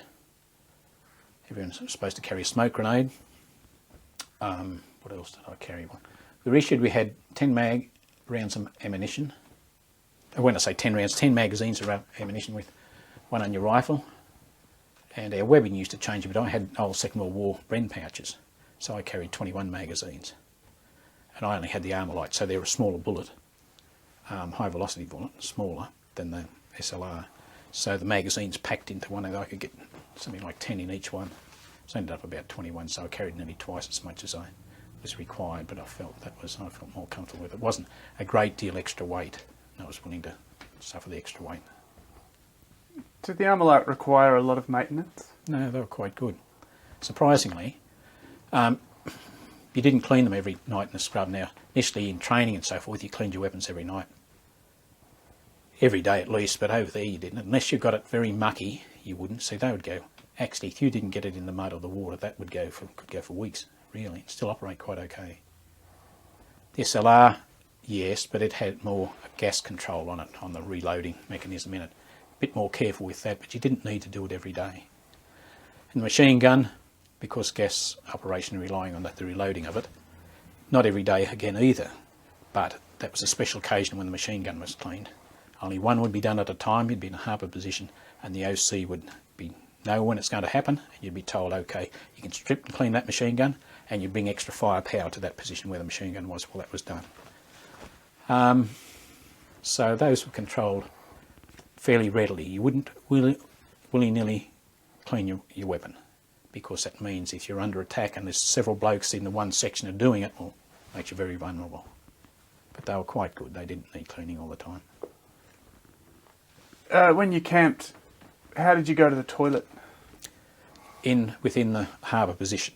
Now this harbour position might be, it varied, I'm trying to recall, I've sort of suggested to you, probably 40 metres maximum, I think,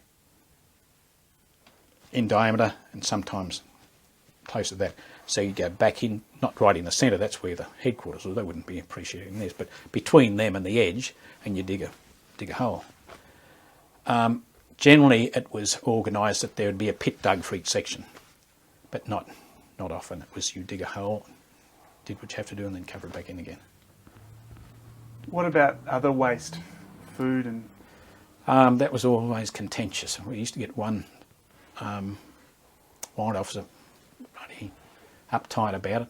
We'd be in the bush, and once you've been there for about 4 or so days, you're running short on supply. So you carry 3 days food. With all the rest of the gear you had to carry, that's enough. Sometimes we were told to take 4 days, and everyone would bitch because that extra day's rations adds to the weight. You really loaded down. So at 4 days anyway, you've got to get a resupply. So what the resupplies would come in, and they were a bugger in themselves. When you got a resupply, choppers come in. If there's nogs in the area, they know you're there. So the next day you've got to go like the clappers to get out of that area, so you can go to an area and approach another side or something, so they can't track you all the time.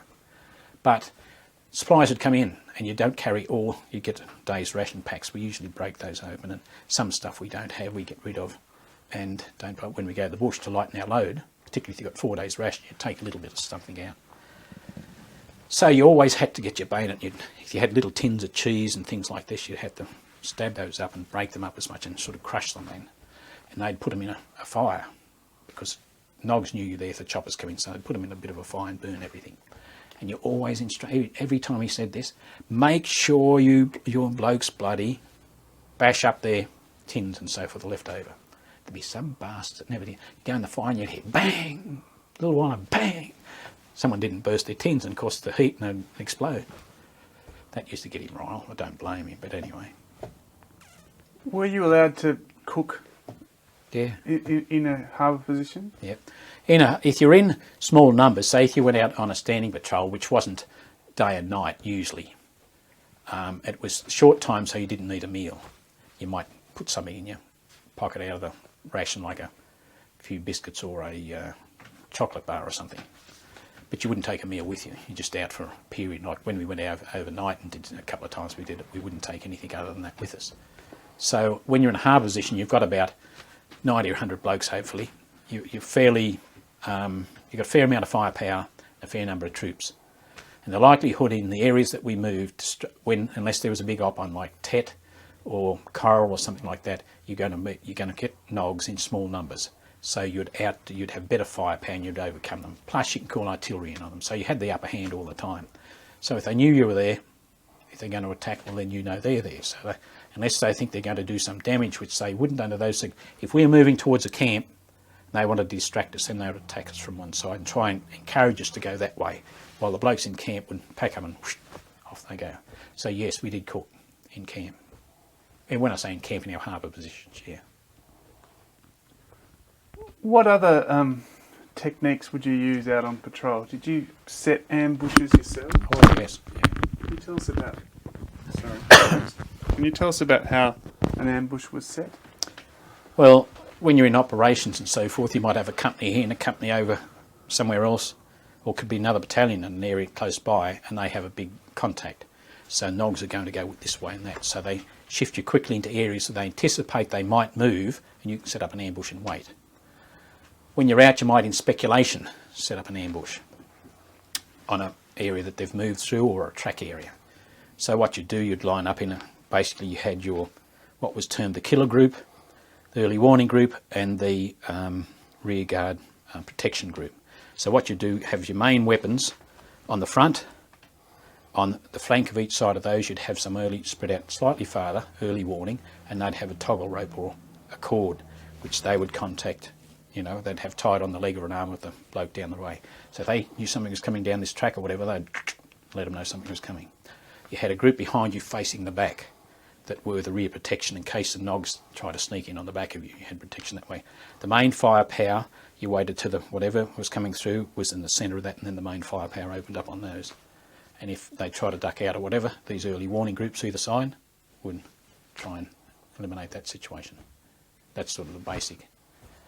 Just hold on a second around it. But you were describing an ambush. Could you just do that again? Okay, in the ambush you have several groups. The killer group, and if you like, we've got a line in the front, the killer group's in the centre, and that could amount to 10 or 12 people lined up on the killer group.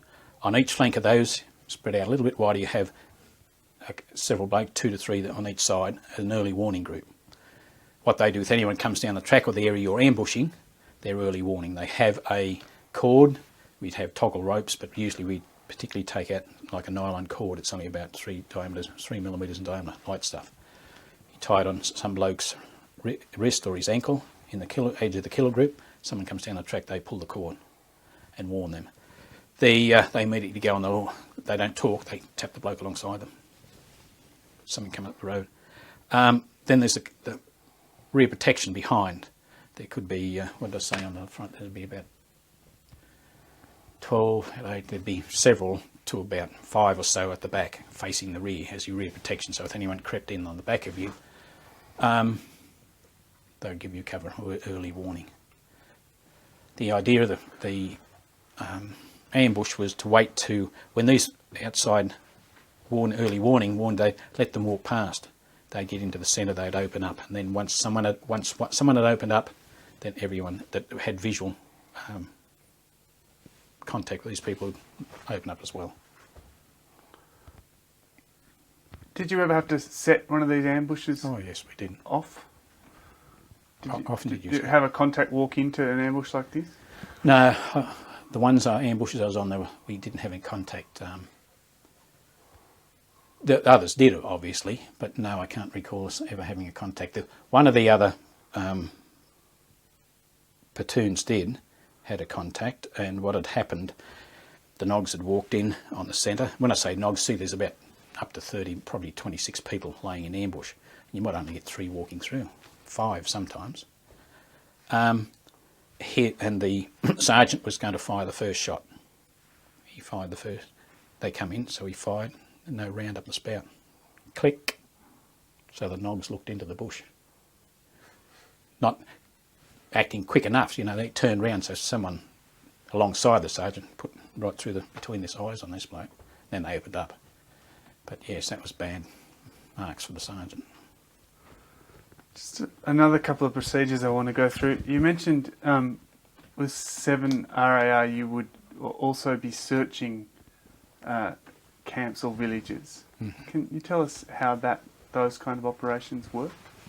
Well, what would happen is we'd be told we're going out on what we're going to do, village search. And that was fairly easy work in so much we'd go as perimeter security. So before sundown that day, on the choppers we'd fly around these villages and land at variant. So we'd have a full perimeter and cut everything off moving in and out of the village. Plane would fly over these light aircraft the army have, and they'd have speakers underneath them and tell them in Vietnamese, your village is surrounded, no one's to move in or out of the village. Tomorrow morning we will come and search the village and you'll check your papers. So the Nogs that were in there at the time would try to sneak out through the perimeter of a night time, which happened a couple of times. The next day, of course, the perimeter set up, they come in and set up a sort of temporary yards, and they just post with cord on them. And they move the villagers into them. They move the women into one and the men in the other. And they keep them both inside of one another. They don't try to separate them, get them perturbed or worried. Then they interview each one and check their papers and so forth. While that's happening, another platoon or two are going. See, there could be 2 companies involved in this. Might be even more, 3 companies or so involved in this. A couple of platoons are going through and searching the place while these people have been interrogated, if you like, and the rest of us around the village and the perimeter stopping and going in. One numerous side of that one time, we were lined up to do a village search again, and the coordination wasn't the best in so much as the people in the air section that fly these light aircraft, spotters they call them, flew over the village loudspeakers on and saying, your village is surrounded and you're going to be searched. And this was the day before we were supposed to be there. So obviously we didn't go through with that one. Someone stuffed up. But does that give you a sort of concept of what takes place? Yeah, what did they find? What were they searching for apart from... From weapons, food storage for the Viet Cong, and people without the correct papers. Like there were people operating with the Viet Cong, and some of them had the correct papers anyway, but some of them that were brought in and would go to the villages of probably months and months in the bush, so they'd want a break, so they'd let them go to town and they'd give them some falsified papers or some such, so they were looking for those sort of things. Some of the villages would have had things in them that didn't actually want them, but they were under the threat of the Viet Cong. If we weren't there to give them enough protection, it happened in earlier stages, a situation where the villager, the chief and his wife, the villager was brought out, he was slit up the guts pulled out, head cut off. Same with the wife. You don't give us food, this is what we do to you. So if we're not there to give them protection, things like that went on. So not all villages wanted to support the Viet Cong. Obviously there must have been some that did. They did it under duress. And they weren't going to say anything at all. So we had to go and search everything out anyway. When your battalion was involved in those searches, were you always on the perimeter? Yeah, always on the perimeter. And what were you looking for on the perimeter? Well, you're on the alert, as you might say, standing guard, you're watching for people to come out. You'd have someone watching the back in case someone was going to let you have it from the back, which is a rarity in this situation. But they were coming from in the village and trying to sneak out. And they'd try that at night time. One situation, a chap bought but he cut a banana leaf off and pulled it over, and he was trying to crawl along the ground with this banana leaf to get into the grass so he could sneak out through hoping there'd be a gap enough. Some cases, which it wasn't all planned, there might be a gap of about 20 metres, but that's about all between. They'd hope if they could move through one of these and get out. It didn't work for him, but they'd attempt to anyway. You've talked us through patrol search. What happened when you came out? Can you describe the procedure for coming out and being taken back? Well, you'd be notified we're moving back out, which is generally a bit of relief. We get out of here and get back to camp. At least have a beer, a shower. So you'd go to a designated pickup position, wherever they'd found an area on the map that had a bit of a clearing. We'd go and secure that position. When we've got the position secured, we're generally on both sides, and you'd be designated who's going first, what platoon, what company. The choppers would come in, and if the area is big enough, you might have two or three of them side by side nearly land on the field, and there might be 6 choppers. Of course, we got the area secured. Everyone on board, they carry up to about 8 in the chopper, usually about, often it was 6, but they could put 8 on, and it was cramped with 8 on them. And they'd pile on, they'd straight off, the next lot come in, next lot, so forth, the last lot had gone through. So it was always a bit of little bit of an anxiety thing to be the first off or the last on, because you're waiting to see if there's anyone there that's been watching to let you have the last lot, because you've got no protection much. Would you ever have to call the choppers in to find you? To find us? Instead of going to a point to meet them, would you ever have to call them in a more urgent situation? For Medevacs, yeah, we had. At one time there was a couple of blokes dead. There was, I'm not sure how many wounded, a couple of wounded, not seriously. And it was an American chopper came in, and we called those in just after we'd hit a camp and cleared that. but we had a canopy over the top of us. It would probably be about 70 feet, I'm guessing. I don't think it'd be much more, it wouldn't be more than 90, but about 70 feet. Big trees up. There's a bit of cover on the ground, plenty of cover, but not thick vine stuff.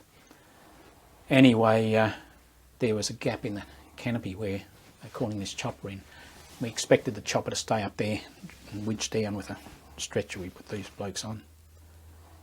And it was a Yank bloke, and they were more willing to come in at dangerous areas where our RAF blokes wouldn't. Our RAF blokes weren't allowed because they were under fairly strict orders. We couldn't supply, they couldn't be supplied with choppers all the time. So if the Yank lost a chopper, they'd get another one. Easy as that. Australian, there was a big bloody hullabaloo with it was chopper lost or something like that. So they were under fairly tight orders. So they wouldn't come in most of the time. If we're under fire, they wouldn't come in. The Yanks would come in and drop ammunition for us, and they come in to pick these. There wasn't fire on at the time. Okay, there's a small opening in the top of the trees. The Yank came down, and he asked someone on the ground to guide him down. And when he was going down, he had to move his tail around a bit to miss some branches and come down again. He went down like this, and it was just a bit bigger than the chopper. It was amazing, this bloke. He came. The amusing part about that was that whoever's guiding him down said to him, "Oh, move your tail to the starboard," or either starboard or port. I think it was starboard. And the pilot come back and says, "Which way starboard?" And at first I thought, how dumb these bloody Yank pilots are. What I think he must have been meaning was, now this bloke was under him looking in a different direction to what he was. So he was trying to determine which way do you mean starboard to be, if he was looking at sort of the reverse position to what he... So I think that was just a precaution, which way to move. I think he ended up saying to your right or whatever. And he moved the tail around, came down, and he was about 6 foot off the ground. I know the boots were sticking out from under these covers, waterproof covers we used to have. These two blokes that were dead and pushed them up, put them on the choppers and pushed them in. Then this bloke went up and guided out again, turned. And that was amazing flying. Our blokes would never have done that. If they'd have come in, they'd have winched from the top. Sad part about that sort of thing is one time, just before I joined 7RA, one bloke was going out on R&R. They were in the bush on operations. He's turned to come on at 5 days, 4 nights R&R. So the chopper comes in to winch him up, similar position, winched him up, cable broke, he's dead. So we weren't impressed by that, you know, we thought their bloody safety and so forth and checking of equipment should have been a real hero as well as that, so we found no excuse for that, but anyway, things carried on. We'll come back to this in a moment, but what was the situation in which those two blokes had been killed? You were with one RAR? There's one RAO there then. Now, each operation's given a name, identified by, and if I went back through some records, I can pick which one it was, but I can't remember the names of them, really. But we hit a bunker system in the morning, and it's just people have different experience. At that stage, I was section commander, and I had a scout, and we'd been leading in the morning, and someone took over for us. 7 platoon took over from us. So we just hauled up and by past us and walked on. And within about 100 metres we struck this camp. But before we struck it, there was a track through the bush, an old double track like wagons had been brought through, where it was very old and had been, at least a season or two old, at least one season. But when you look closely on the edge of it, there were these prints, noggy boot prints. And they were the same prints as the South Vietnamese Army have. So they must have been getting equipment off them, stealing it or whatever. And they were fresh. Walked down these tracks. This platoon ahead, a section had walked over this and not seen it, and just kept moving on. And my scout had moved across the track and was sitting on the other side. We were sort of watching, waiting for the others to move ahead enough. And I spotted these tracks, and then I tell the enemy sign. So we all go to ground.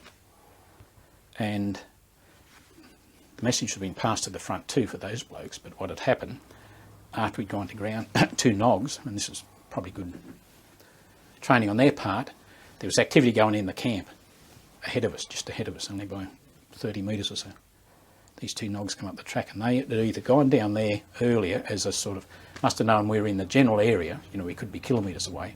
So I think they were just an early warning. They walked down to see if there was any movement. They were coming back up the track, and down the line behind us there must have been some noise because I and the scout were watching them. And they were looking in the exact direction where our blokes were lying down through the bush. So someone must have made an, or they were just visually checking, but they seemed to be concentrating on that area. And they kept coming forward, and it was either them opening us on us. If they saw us, so we opened up on them. That warned the people in the camp that we were there, so they set up and started pushing fire out our way within, a minute or so, quite heavy. And so it was very intensive, bloody really intensive. They had a couple of automatic weapons, they were letting us have it. They were trying to keep us occupied while the rest of the camp packed up and got out. And they were building a new system, bunker system around there, trenches and communication lines and so forth in it, with quite a big area. It was around the perimeter of a opening that would have been ideal to land choppers on. So those choppers had landed on it and they had this fortified, it would have wiped them out. Anyway, it's only halfway, not even halfway through construction. But the firepower that was coming forward was really heavy. This is when these blokes copped it. I know we went on the flank of them that time, and I went crook on the gunner because we were moving forward, and I opened up fire to sort of draw some concentration around these blokes to our right and ahead of us were taking all the fire. And straight away we got automatic fire coming, ripping back. And above me, the grass about that high off the ground was all disappearing, like as though a Victor motor went zzz along it. It was the slope of the ground. I was out, but I thought the machine gunner behind, see the noise was intense. I thought the machine gunner behind me had opened up above my head. No, turned around to go crook on him. He hadn't fired, it was the bastards in the camp. If I'd have been 4 inches higher, I would have wore it, cut the top of my head off. Same the bloke alongside me. So some lucky times, I suppose.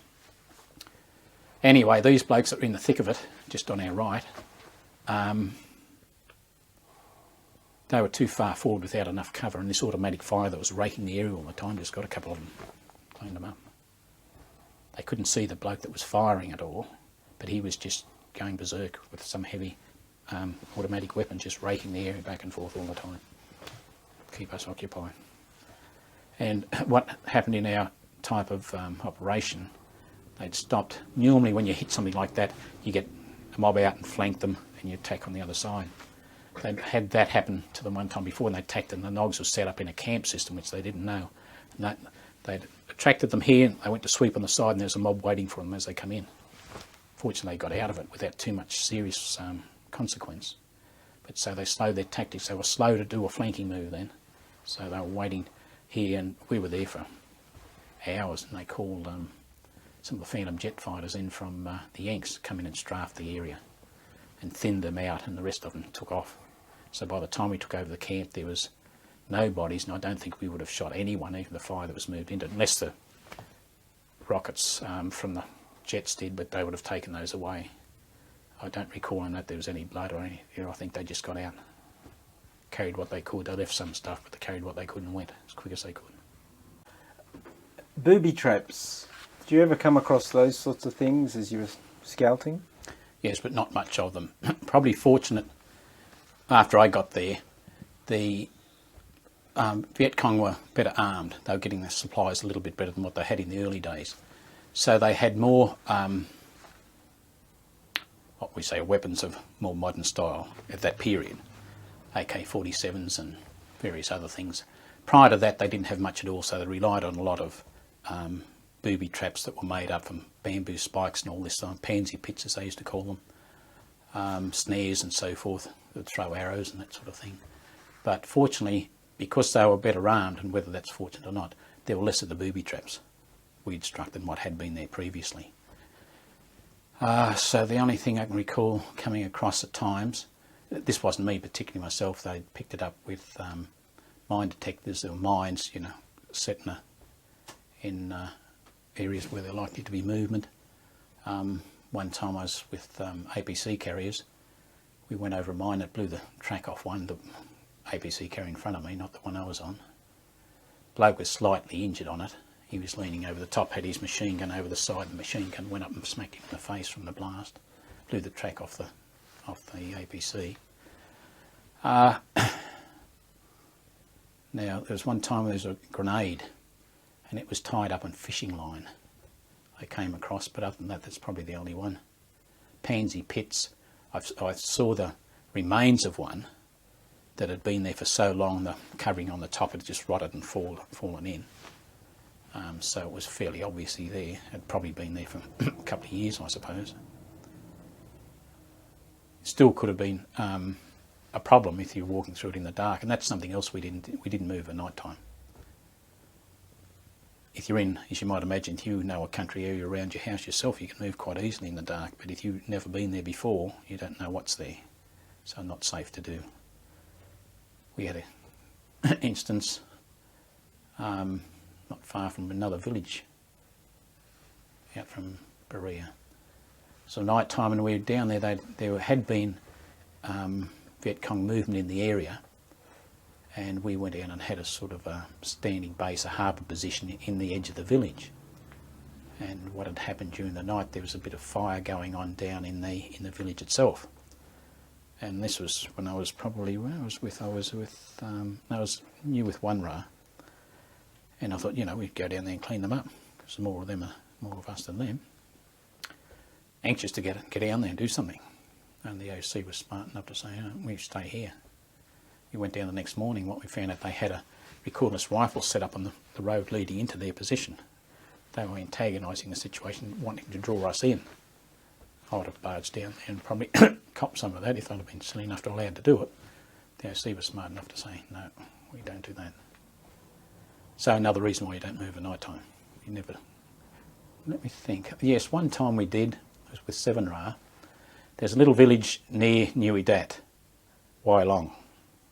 It had been a village that been moved, an area where there'd been nogs around, so they upped these couple of villages and shifted these people and built huts and so forth in this area not far from the Dat, called Wai Long, and there were Viet Cong in there. They had a little depot there for the Arvin troops as well, but they still had bloody Viet Cong there. So when I was with 7 Ra, they got message that there was nogs in the town. A couple of them, or there could have been several of them, I don't know the number, and they were going to town to get the resupplies. So we moved out in the dark. This was one of the cases we moved in the dark, when we had to track, or about 5k would we have gone, hardly that, to put a cut-off group between the hills and the bloody village, and we'd probably been several hundred metres away from the village, and these nogs come out carrying bags of rice and so forth to resupply the blokes in the hills. So what had happened there, didn't get the nogs, we got the stuff, they dropped the stuff and ran, but what had happened, I was laying down on the flank where they had this sort of cut-off group spread out and had rear protection on it, and about 1 o'clock in the morning the machine gunner opened up, and he had tracer bullets he was using, so you could see he was aiming, and because they're firing into the dark, and I thought he was bloody piss weak, he's shooting. His shots were hitting the crown of the road, and it was hard packed gravel road, and they were going straight up about 45 degrees up in the air. So no bullets were going past it, they're hitting the road and up. And he couldn't detect it as accurately because he's sitting behind seeing the flak go that way, not realising exactly what's happened. So the nogs were able to run away without us. I could see it from this side what was happening. I couldn't see the nogs. But anyway, they disappeared, they didn't catch them, but they got the stuff they were carrying. They had a small amount of ammunition, about 2 big bags of, sugar bags of rice they were carrying off.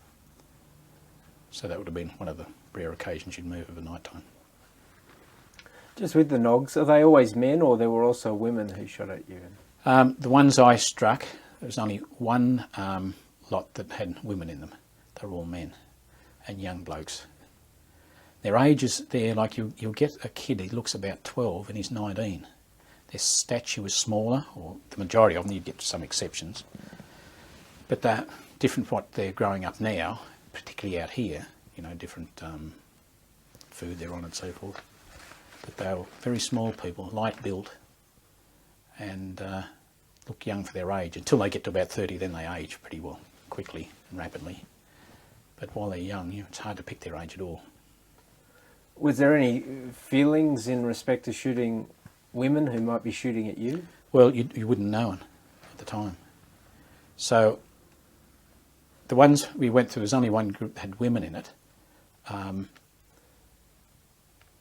One was killed, the body was found later, but all blokes, and I assume they were all blokes, and more often than not, they're all in black. The black loose clothes they used to wear. Now and then you'd get some that were camouflage uniforms. and nearly always they were North Vietnamese that brought down here to train them, that moved with them. Rarely you'd get the locals that would run in those, because a lot of the locals, I guess, would move back to town. You know, they'd be out for the night fighting, and they'd sneak back to town. They couldn't carry on their normal day's work. To some extent, that went on. The Battle of Coral. Could you tell me the events leading up to that, and then what happened? Well, leading up to it, I don't think we were giving much warning of what was happening. Like, we were going out on an operation. It was going to be a fairly big one. We went up sort of north east of Saigon. On the east side of Saigon than the Cambodian border. And it turned out much bigger than what we were led to believe, or what we expected. We went into the area. What had happened before, what we found out later, like our commanding officer and some other officers from the task force, they flew in choppers a couple of days before. Surveyed the area from chopper, said that's where we'll put our fire base, etc. The Yanks brought in some of our artillery and so forth in their big craning choppers and dropped them off. And the Yanks are pretty lackadaisical in lot. I guess their special troops are trained well, but the ones I met were bloody very average. They weren't the special trained troops. Ah, bugger, we don't know where we got to put them, we'll put them down here. So they plonked them down, not in the position that was designated where they were nominated. They wanted to go, they were in another position. Okay, first blunder. Then we had a tank in there. So we go in, first day we set up a bit of perimeter wire, just ordinary coil wire, and stretch it out. It was only temporary to start with. Slept the first night at this area, which was going to be the main base area. There was a bit of artillery, there was only a couple, and then there was a tank. And so we dug shell scrapes on the perimeter. And the next day, for some bloody reason, no, hang on, I'm getting it wrong. The first day we were in there, we went on the perimeter, got some wire out and so forth, and for some reason, we were pulled out. This was C Company around this area. Support Company was there. We were pulled out and moved up through the scrub, probably not even 2 kilometres, about 2 kilometres away. So we went into harbour position there, and I could never understand that. Then that night we hear all this bloody fire going on, because we can't move back there. They're under fire back there. Hardly any protection. Support Company and a few others, there was some of the tankies there, not many. So they were really thin on the ground. The other company that was not in that immediate area, but not far from them. So the Nogs come through and made a big stir there, some of the Nogs. So what they'd observed, people moving in, and obviously must have observed us moving out, so it made a good target for them. Had a tank there, and no Splintex. So Splintex is like a big shell, something like a shotgun, I suppose, and it's got all these sharp shrapnel stuff in them. When you fight, you might imagine you've got blokes coming at the wire, and you fire this stuff, it'll mess them up pretty badly. Like a big shotgun blast, giant shotgun blast. If you fire a shell amongst, say, 20 blokes coming at you, you might hit one bloke. You're lucky, you've got to go way past them. So these blokes attacked, and the thing's friggin' useless. The couple of mates that went to Support Company, they were wounded. They shipped out and went home shortly after that. One bloke was stabbed to death in his bloody hole, and numerous of them were wounded. I don't know how many were killed out of it. I just lost count of it. There were blokes killed out of it and so forth. And it wasn't a big mob that hit them. They got them unawares. It'd probably be, it'd be like platoon size, about all. They put up a good fight.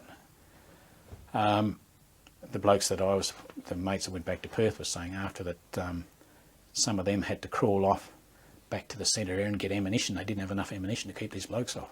So had to crawl back and get ammunition, bring it forward and help keep supplying the ammunition up. They were shorting that, didn't have it prepared around their holes or whatever. No preparation. The tank commander that went out to a position like that, for whatever reason, you'd think blokes there, experienced, trained and whatever, they would have had stuff like this, but they shipped it in later. It was a bit late for it. So that was a bad start to Coral. Can I just ask before we go on, how many of the Nogs actually hit the that night? Well, I don't know, and they don't know either. But there would have been a minimum of a platoon. There could have been much more. those were wounded, and they dragged wounded off and so forth when they went. And they attacked that area later on in bigger numbers, and the same thing happened. They couldn't penetrate, or they did penetrate the wire in one part after that again, but they were fought back. Had enough firepower to get them on the run again, and there was numerous signs where people had been dragged out, and they had a thing. Often they went into battle and they had ropes on their legs, so that the enemy wouldn't get them. And one of the things, probably this is how gruesome I was getting. If I'd have got nogs at one stage, I was going to cut the heads off, stick them on a post, and that would scare the frig out of them, and they would stay right away from us, because one of the things they didn't like, whether it's a Buddhist or whatever, I don't know, if their body's mangled or decapitated, they won't go to the happy honey ground or whatever it is they go to. They'll sort of have to walk eternity, sort of thing. So I thought if they were that scared of us, they'd stay away from us. I never got to doing that, but that was a thought I had strongly. So they wanted to be, and there were stories, I never saw this missile, they claimed they used meat hooks to drag the corpses out in the legs and drag them off. So they'd reduce the body counts, better propaganda from us, they do so much damage and they don't lose troops at all, which was, I don't know about our sides. With the Americans, there was some bullshit flying there, but with the Vietnamese communists, they were strong on that. They'd have hundreds and hundreds killed, and they'd say, oh, we lost 6 or 12 in that battle. So after this first night, C Company was out on patrol or out? No, for some reason we weren't given a story why this happened. We were drawn out and we set up a harbour position. For whatever reason, I just can't see the sense in it at all. We weren't passed on information. Now, the OC probably was told he was going to go somewhere else and do some other thing. Because they weren't on the base that they had initially planned to, it might have been going and getting to that area and setting that up to transfer things. I don't know. Only speculate. So another battalion came in after that as well. So there were 2 battalions were operating there. And they hit the wire on numerous occasions of a night after that, right onto the wire, right up. They were determined to get in. I think probably one of the things that were favourable to us too, nearly all their troops were fresh troops. They'd come down the borderline and so forth, and had battle experience, which makes a difference. But I guess if you're fanatical, and I don't know if they all were, if they were all fanatical, that it makes a difference too. But they were coming forward pretty strongly, but they were pushed back reasonably well, with losses of course. We had a better firepower, I suppose, overall than what they did. That's what saved the day. So what happened to C Company after that night you went out? Did you go back into Next morning, straight back in again, yeah. The first initial stage was over at that stage. But then, we stayed with the area then. And after, there were several days and nights where they were attacked there after that. And then after that, when they were pushed off the wire for night time, then we'd do patrols out from there, taking in company size. We'd go out, not in small groups, we'd go out in a fairly large group, like a company. If you went out in platoon, you wouldn't go far from the wire at all. Any of the fellas sort of get, I don't know what the phrase is, wire happy themselves, couldn't handle the pressure of battle? Not surprisingly, no. In other areas it did, not so much there. And I suppose what makes you feel better in it, there's more of you around, and you've got artillery there, and you've got tanks there eventually, and the air cover is on fairly immediate call up. It's not like a stray one outside, they're going to make a mad scramble and get to you. It's fairly well anticipated. They're waiting to be called, that sort of thing. So even though it can be equally or more dangerous when you're out, because there's bigger groups you're hitting and they're there really to have a go at you. They were pushing down, they were going to attack Saigon sort of thing and cause a stir. But equally and more so dangerous probably, but you had a bit more comfortable feeling because there's more around you. You feel probably falsely a bit more protected. People, 2 cases, one it wasn't on this incident, it was after Coral I think. There's one chap, he ended up staying at home, but he was a little bit strange. he used to shave his head, and in those days blokes didn't shave their heads, but he liked it. It was so, it wasn't actually shaved, it was cut short that it was just about shaved. He's a bit strange, and if he asked me to put a finger on just the way his thought patterns were.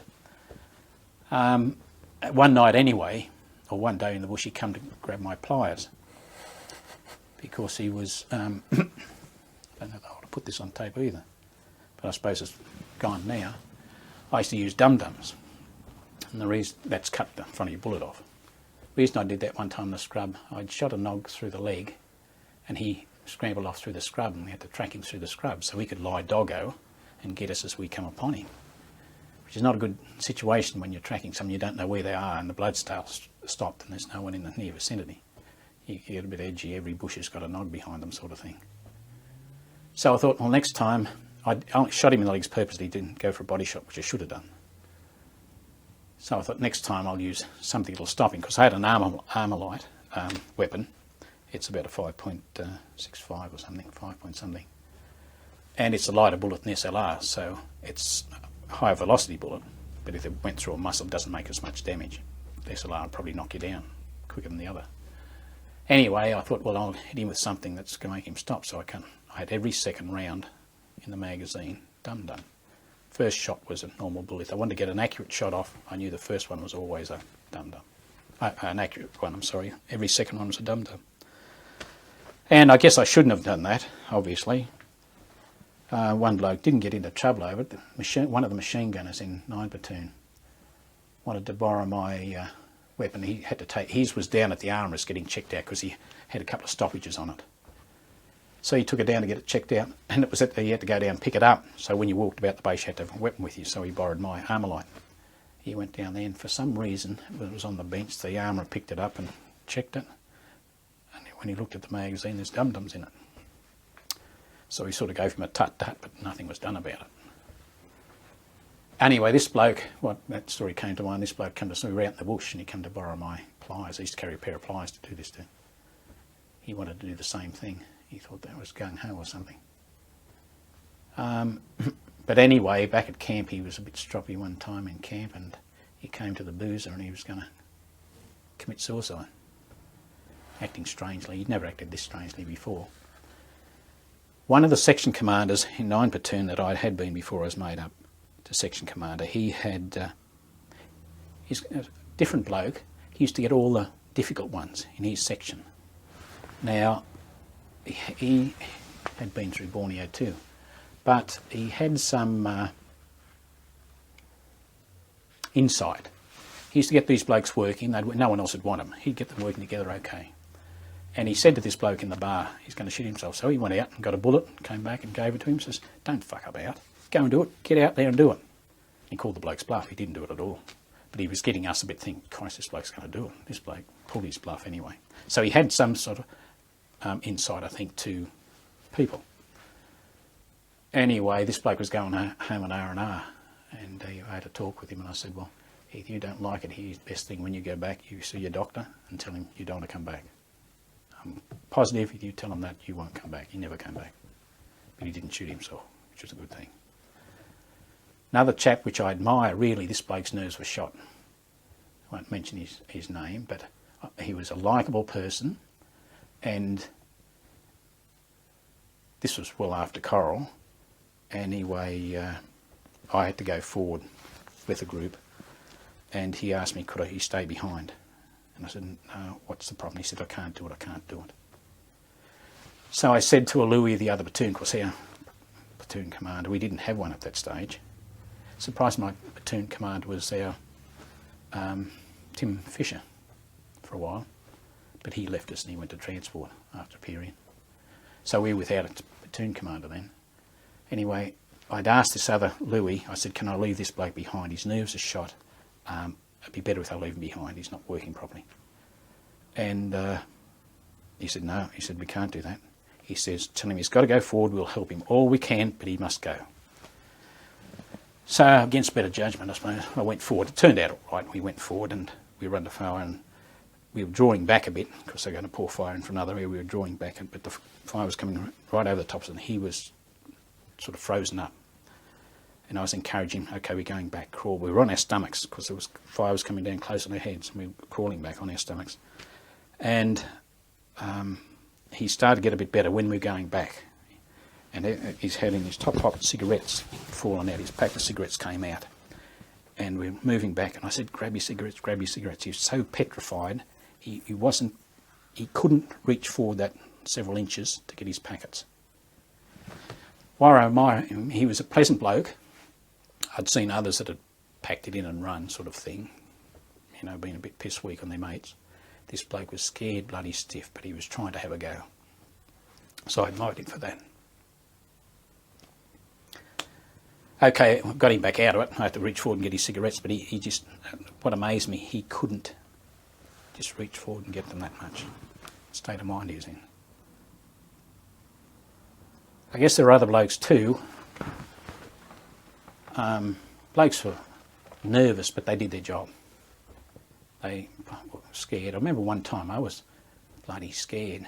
And what we were doing, we were moving through an area to meet up with another. We were a platoon, and we set out from the company were going forward, and we were moving out on the side some hundreds of metres in the bush to cover a bigger area so we didn't have to sweep these areas so much.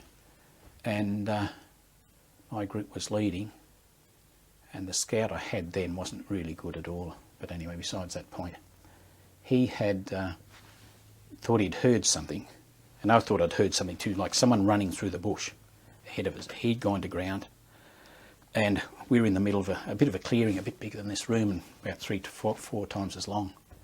And the bloke that I was with near me, we went both to ground, and I'd imagine about 4 or so nogs that had been disturbed by our main group charging down through the bush to get away from them. And here we are in the open and laying on the deck. Anyone that came out of that with an AK-47 or something, unless we got them first, they would rake the area as soon as they saw us. And I feel my heart going. Nothing happened at all. If there was someone running through the bush, they went in a different direction. But my heart was going, oh, whomp, whomp, and I could hear it. My ears were going, and I looked at the bloke alongside him to see if he could hear my heart. It was just going, oh, whomp, oh, whomp, like a bass drum.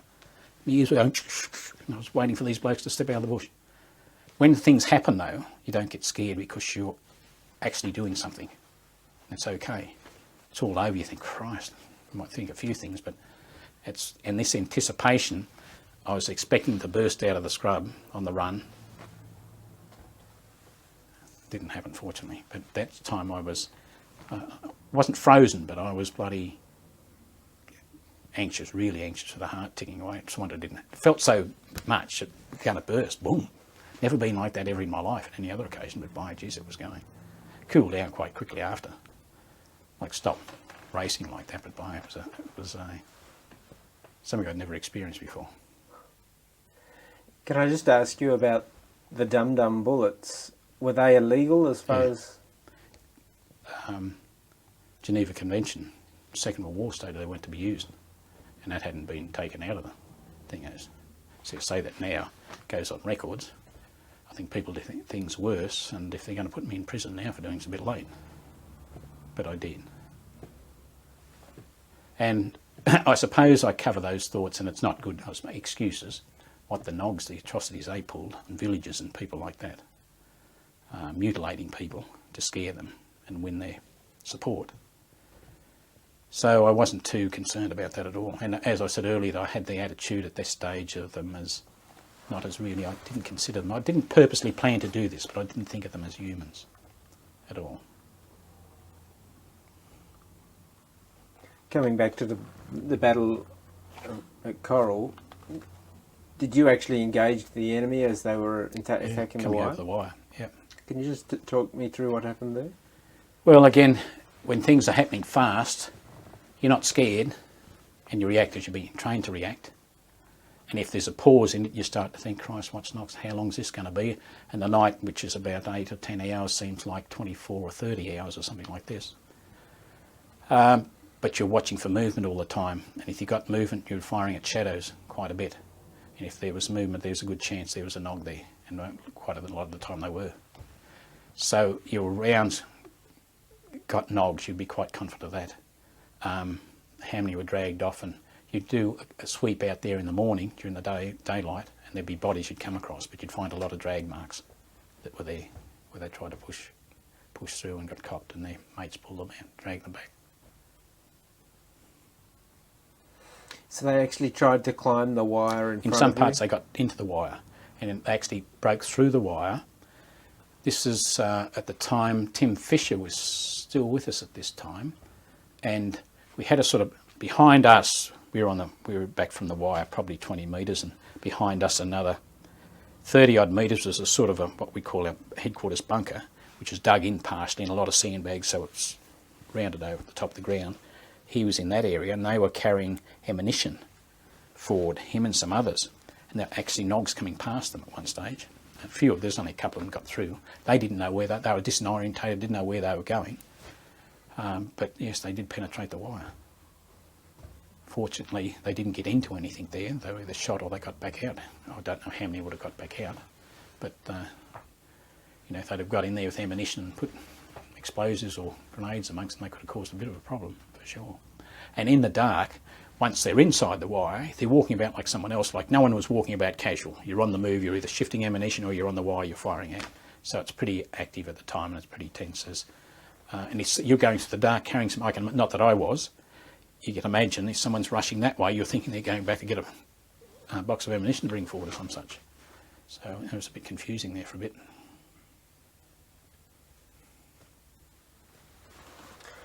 So after all this, 7 RAR, they were heading home, is that right? Oh, they were home before that, yeah. So this was with 1 RAR, Yeah. was it? Yeah. Can you share with me the changeover of going now into a new battalion, joining 1 RAR?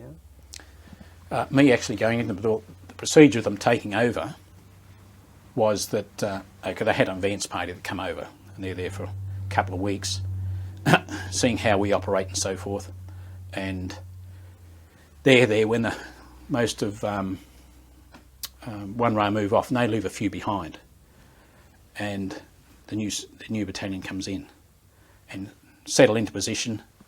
Then the advance party that was there after they've settled in for some week or something like that, they head back home. So all previous battalions gone and one's finally left. So that's a sort of changeover procedure.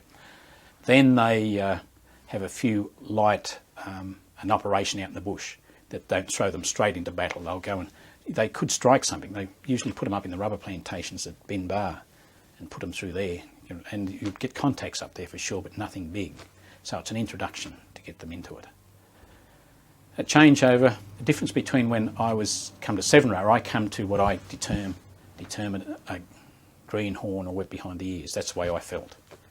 When I arrived in 1 RAR come, so even the NCO there felt a bit wet behind the ears, because here we were with blokes that had been in battle, and it was the reverse of what I had before.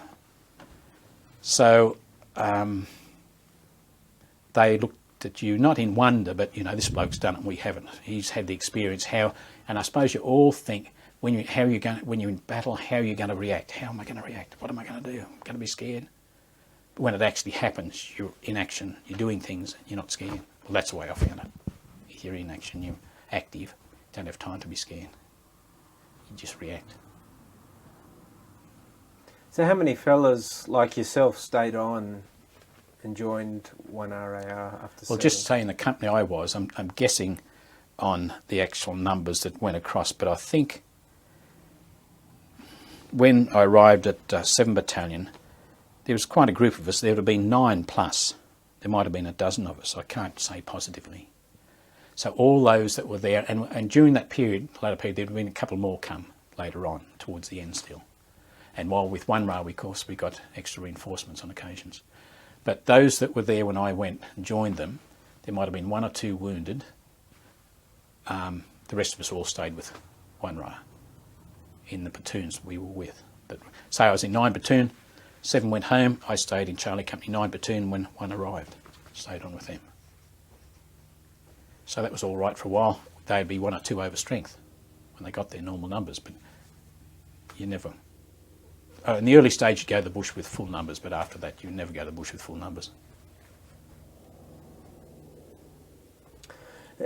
Your commander was Digger Campbell? Yeah, he was our OC. What can you tell me about him? A chap that was extremely respected. Everyone liked him. and it's something they may have improved on it in later times. I doubt it though. He came from the ranks. Now if you get an officer that comes from the ranks, like this, comes from a private, works his way through the system and promoted up the system, he has a slightly different attitude or an affiliation somehow with the troops. You get a bloke that goes through Duntroon, spoon in the mouth all the time. Now, this is nearly always the case. There's exceptions, I have to admit, but nearly always the case. The chap that's come through the ranks understands the feelings or the communication or associating somehow with the digger at his level. He earns their respect. Now, a bloke like Neville Campbell, if he asks you to do something, which he did to me, you do it because of the respect you have for him, and you do it without question. If some of the others asked you to do it, you do it because you had to do it and they had it up here. And if you bucked, you'd be charged or whatever else. You might renege on them perhaps even. But with a bloke like Digger Campbell, everyone liked him, and he was a good leader. Likeable bloke. He wasn't a big built bloke, he was a lightish built bloke. He'd probably nearly as tall as I am. I don't think he'd be a lot shorter, but lighter built than I am. But yes, he was a nice bloke, I quite respected him. And what did he ask you to do that was difficult? Oh, not so much difficult. I was a scout and I was quite happy with that. With 9 platoons, so he asked me, it came down the line through our Louis, wanted me to take over section commander in 7 platoon. And I said no, I wasn't interested in it. I was happy with what I was doing.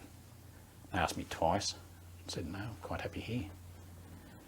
And then he came and saw me and asked me, and I had to say yes. For what I thought, he was a good leader. And I was happy to, I didn't want to let him down. So I said yeah, so I did it. But other than that, I would have been happy to stay where I was, really. I was quite comfortable in it. So during the Battle of Corral, when you were actually inside the fence, were you actually section commander at that point in time? Coral, let me think, no, I don't think it was. No, it was after Coral. I was trying to think who was section commander then. I was still with 9 platoon. No, I wasn't section commander then. It was later than that. So how does your responsibilities change from being a scout to now a section commander? Well, I suppose there's really got responsibilities. The section commander's got the tactical responsibility of the section and make sure it works and operates and people are doing their job in the manner that, the way he wants them to do it. Section commander, the scout, well, I was comfortable with that because I was out the front and had to rely on myself. I didn't have to rely on anyone else. And I felt comfortable with it. It was stressful, but I guess everyone suffered a certain amount of stress. So I reported back to the section commander. The section commander I had when I was in 9 platoon in 1 RA, people like him you have to have some sort of respect for, in so much he suddenly found that he didn't like the job and he wanted out. And he actually went and saw the OC and said, I don't want this job anymore. I want to go back to private. And they said, no, you're the corporal. Because he'd done all the training with the battalion back in Australia. The others hadn't, although others could have taken over, I'd think. But anyway, the initial thing, he was told no, he had to have the job. He purposely went and got himself charged so he'd get demoted because he didn't want to do it. And I think people like that realise and want to come and say, I can't do it, I think you've got to admire them a bit. But anyway, he wasn't as confident in the bush, probably this is why I was. And what he used to do is give me the compass and the map. I was out a scout with the compass and the map. He'd give me, okay, we've got to go on this bearing and such, so I'd follow that through and go where. That was a bit unusual. The thing of scout is that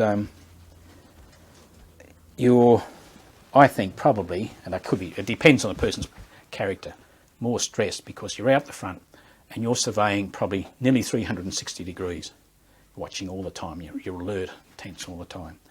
Each man in the line, as you go back, one man watches left, the next man watches right, so they're only doing about 180 sort of degrees. So you're watching all the way, watching what's ahead, trying to be quiet, keeping contact with those behind when you can.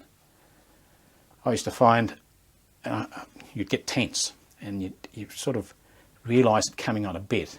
consciously I didn't know it. Where I used to notice it, after the end of an operation, the choppers would come in.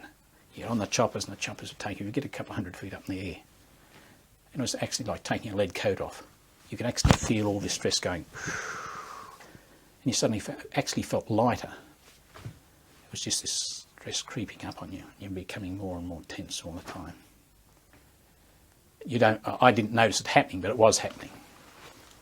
But still, even with that, I still liked the job, because I suppose I was responsible to myself. Actually, I'm responsible for those blokes back there, but as section commander, you've got more responsibility for the whole section that you're looking after, and the way that's going to operate when you're in contact. You control it. Like, that's not eliminating the control that the platoon sergeant or the Louis has, commanding officer for the platoon.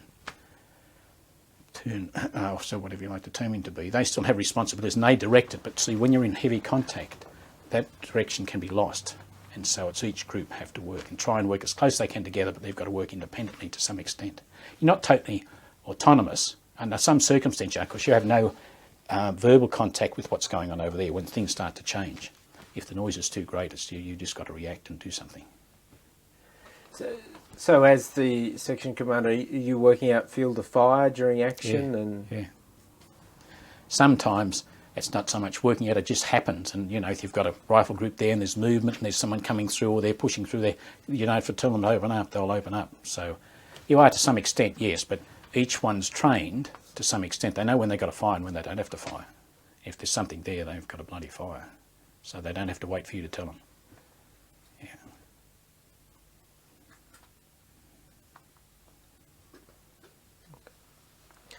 There's also, I guess, a weight of responsibility in respect to being section commander, yeah. So even though there's a responsibility at Scout, there's less, I found. I found freer out the front. But I still had more tension. This thing I said about the lead coach you're taking off, I had that as a Scout, but I didn't have it so much as a section commander. Still had it a little bit, but not as much for some reason. More stress there, something concentrating, trying to do the job. So that's why you didn't want to take the job, because of that stress of responsibility for others? Well, I suppose, yeah, I guess that had a bit to do with it. But the thing was that I was content and comfortable with what I was doing. That was the main thing. But what you say, yes, I have to agree with to some extent that was the case. But I just want to pick up where you were about the stress coming off as you chop it out of an area. What would you do then when you got back to base to work through the situation you'd been in and to relax? Well, probably within a week I'd put on nearly half a stone, get on the booze, just drink quite a bit. A can of beer was worth about 10 cents because we got it tax-free over there. So wages you would draw at the pay office, you'd only draw a bit, you'd leave most of your wages in. So all I'd spend my money on is booze. So you'd go back and I had a reasonable rapport with a sergeant cook, a chap named Ray Thornby, who's only died a couple of years ago. He was a bit older than I. He'd been a reg in the army for some time. He'd been an infantryman, and that made a difference, surprisingly. And he changed to cooking after some number of years. I got on with him quite well. And near the cookhouse, there was a hut on the end of that where we sit down, those trestle tables, we'd have our meals. And not far from that was our tent lines. And I'd be so boozed, I'd walk into the bloody, alongside the boozer was on the end of this meals room. I'd lay on one of these trestles, just a sort of trestle seat, the legs fold down, it's about 200 mil wide. I'd lay on that and go to sleep after the boozer closed. And Ray would be on doing inspection of the kitchen and whatever, and he might be on orderly duty for the evening.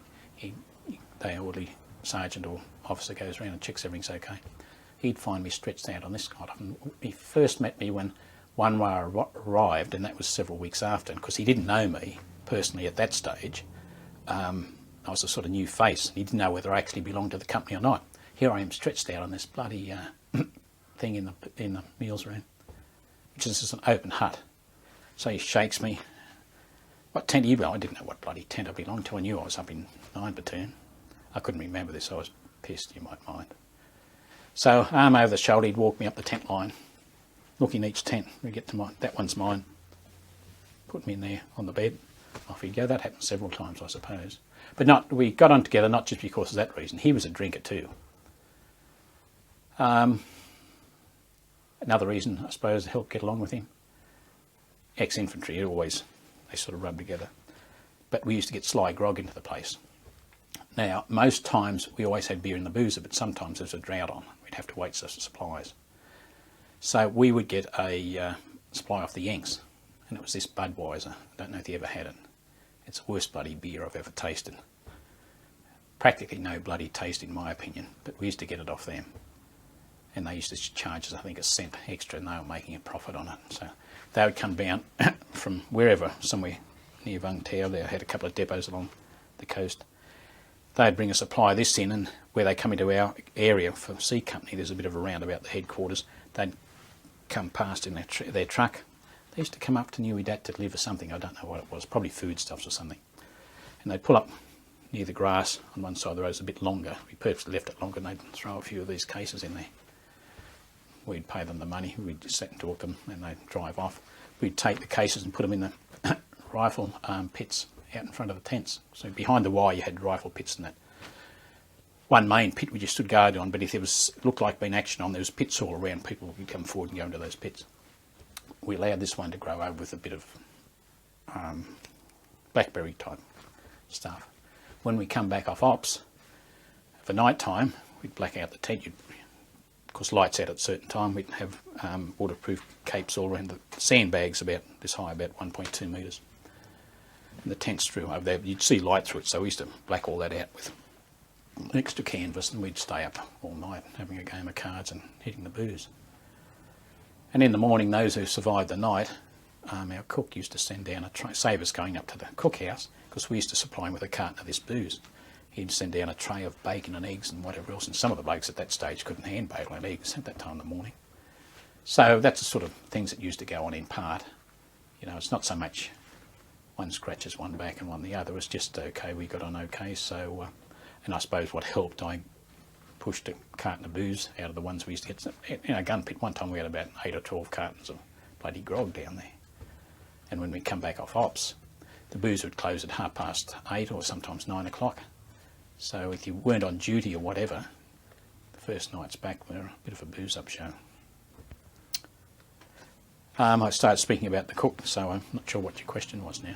When you first came back off, it was about what you did to de-stress, if you like, but Well, that's drinking's how I one. distressed. Yeah. How would you look and smell when you came out of the jungle? Well, only a couple of occasions you've noticed it, and particularly if you went down into a squat and you might be reading a map or you're looking and you, crikey, it's a bit rough. And another time it was very apparent, because your own body odour, you get accustomed to, you're in the jungle all the time, you're sweating and whatever. We hit these Nogs, and they were a sort of early warning for this camp, and the Nogs fired a few shots in. They weren't well trained obviously, and they panicked and they ran, went back to the camp, and everyone took off quickly. There's only a small number there. As this Nog went, I was following a track, he dropped his hat, and for some reason I picked his hat up and went, and pong, it was absolutely putrid. It was worse than my body odour. He'd probably been in there for months and wouldn't have had a shower for 6 months or so, I don't know, but by geez, it ponged. And I guess that's how we smelt, but we were used to ours. And unless when you're perspiring, you're sitting in a squat, then you got it. But when you're standing up, didn't notice it. The other thing, we had our our greens changed about every fortnight in the scrub. It was 10 days actually, supposed to be.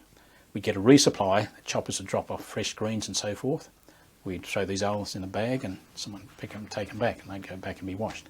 So we had fresh greens, and what we had to do when we went to the bush, with the greens we used to have these anti-insect solutions in little plastic bottles. And before we went to the bush we'd have an extra couple of spares of greens, and you'd run this stuff down all the seams and so forth to keep anything like lice and mites and that sort of thing out of your clothes when you're in the scrub. They all had to be treated, and you had a couple of them sitting there in bags so that someone that was on duty in camp passed those on to the dispatch with the choppers, and when you got a resupply they'd come out and you get a fresh set of greens. So I suppose the longest I went without a bath, a shower that is about 3 weeks. See, most operations, they could last anything from 3 days to about 10 days on average. It was not often you're out more than 2 weeks, and you could be back in camp anything from 2 days to 10 days again. Except Coral, which was about a 6 weeks operation. That was a bit longer, but you could at least have a tub under one of these canvas shower bag sort of things back in the base on occasions. I was in the bush to me about a fortnight to 3 weeks, and we went to camp, a harbour position around right on the edge near this river. Name of it I wouldn't know unless I looked at a map, and it's probably about 20 metres wide or so, fairly broad river. So we sat a machine gun on the bank and a couple of us at a time, sat the section up, blokes out with rifles, laying on the ready all the time. A couple were stripped off, jump in the water, have a scrub down, out, dress, weapons, change the couple. But all the other occasions you didn't bath in the bush at all. That was pretty unusual. What you're meant to do if it was bad, because we were always pretty tight for water, was to get water, clean out your yarns and clean your fork. Didn't do that because your water was too precious. In the wet season, of a night time, you could lay out your hoochie cover and catch the rain, because you'd get, in the monsoon season, 4:30 every day you'd get rain. So you'd get a water bottle full of water. That was good, because you didn't need the resupplies that often then. And it made life comfortable because you didn't have to travel so fast. As I said before, resupply comes in, you go like the clappers the next day. Wear yourself out, drink more water, so you're short of water again. But anyway. The hoochie was a pretty important piece of equipment. Can you talk a bit more about that, what you used it for? Well, basically it was just protection. It was like a waterproof sheet, and overnight in the wet seasons, of course, you'd hang that up and tie the ends off to some sort of shrubbery. It was just like an A-frame. You laid under that, and that protected you from the rain to a big extent. They weren't a good thing to use because they wet, they reflect the light a little bit. You know, the sheen off anything on the moonlight or something like that will reflect to some extent, not major but some. So anyone that was trying to creep it up on you would know your position more readily than if you didn't have one. So of a summer we wouldn't use them at all. It's just winter and monsoon time, because we'd lay them out so we could catch water in them, which was good. Other than that, there's you'd lay it on the ground and lay on it itself. Obviously, if you didn't have water, you wouldn't wash it all. What about cleaning your teeth, shaving? What other kind of hygiene practices? Well, it was rare if we didn't shave. It was one of the things, and I asked the OC, why do we have to bloody shave in the bush? It was a discipline thing. He said, and I suppose it's been proven over time why they do this, I assume, that you keep the chaps disciplined and they're more obedient and they follow the rules and do what they're supposed to do. You get too unruly and too lax, it develops more unruly and more laxness. So we had to shave every day while we were in the bush, the blade, and we'd have just a small amount of water as we could soap up and just shave off. And that's all it was for. It wasn't necessary other than that, and that's why they did it. But there were a couple of occasions where we were short of water, didn't want to call a resupply, so we were allowed not to shave. But that was a bit of an exception, that. What about cleaning your teeth? Yeah, see, because we moved in company strength most of the time, we had the support there. If you were out in, say, a group of 5, and if you went out in a group of 5, you only did tail patrols outside the Nui Dat, several K out. So you were close at hand. You probably you'd only be there a day and a night, basically. You'd go out one day, stay the night, cover part the next day and back in the afternoon, and there'd be another one out. When you're in the bush in small numbers, if you're out doing a standing patrol away from your mob, you wouldn't smoke, or you wouldn't be cleaning teeth and whatever else. You wouldn't be cooking at all. And as I said before, those standing patrols in small numbers are only there short time, so you weren't there long enough to go hungry. If you're in the company, yes, we used to clean our teeth and so forth. If you didn't use toothpaste, you used water on a brush anyway, or your finger, whichever you liked. But you did some attempt of hygiene there. The thing is that if you're in smaller groups, you know, you leave too much evidence behind, you can smell that sort of thing. If you've been in the bush and you haven't smelled or tasted toothbrush for months, you get the slightest scent of it and it strikes you quite quickly. We haven't gone into much detail about what you ate. Could you just briefly describe what the hard rations you were on were? Got a day pack. It carried 3 meals, so breakfast was something like a bully beef, which is pretty hard to break. It took a lot of breaking these things. You soaked it in water and ate it. And usually you didn't have time to soak it for a long time. You couldn't wait around, for an hour and soak this bloody stuff. But you'd soak, or you'd just crunch on it like a biscuit and gnaw away on it. Usually you soaked it in water while you're cleaning up and packing your gear, and you'd munch into it. So to have that cereal, and there are other things in the pack. Basically that was breakfast, and for lunch you'd have a tin of something, and for dinner you'd have a tin of something else, and there'd be rice or something to go with it. Now in between those, the other things in the pack, there were some biscuits, 3 or 4 little these like cheese biscuits. You'd have a bit of cheese with it in a container. There was a chocolate bar. There were, what else? There was some sort of nut type thing we used to have. You could have these between meals, or you could have them at your meals. And usually the case was, if you had one of these nut bars or a chocolate bar, you'd put that in your pocket. When you had a break, as you're moving through the scrub, you might pull it out and have a gnaw on it. But there wasn't much eating between these periods. So the amount you had wasn't enormous, but it was sufficient to keep you going, quite okay. You got tired because of the effort of moving through the scrub and the heat, but it was sufficient to maintain you quite well. There might have been a couple of things. Oh, there was other things in, like satchels of tea, satchels of coffee, sugar, salt, small quantities in little satchels. So sufficient for a meal, basically. When I said there's a tin of something there to have for lunch, it could be a tin of anything from lamb to salmon, something along those lines, some types of meat.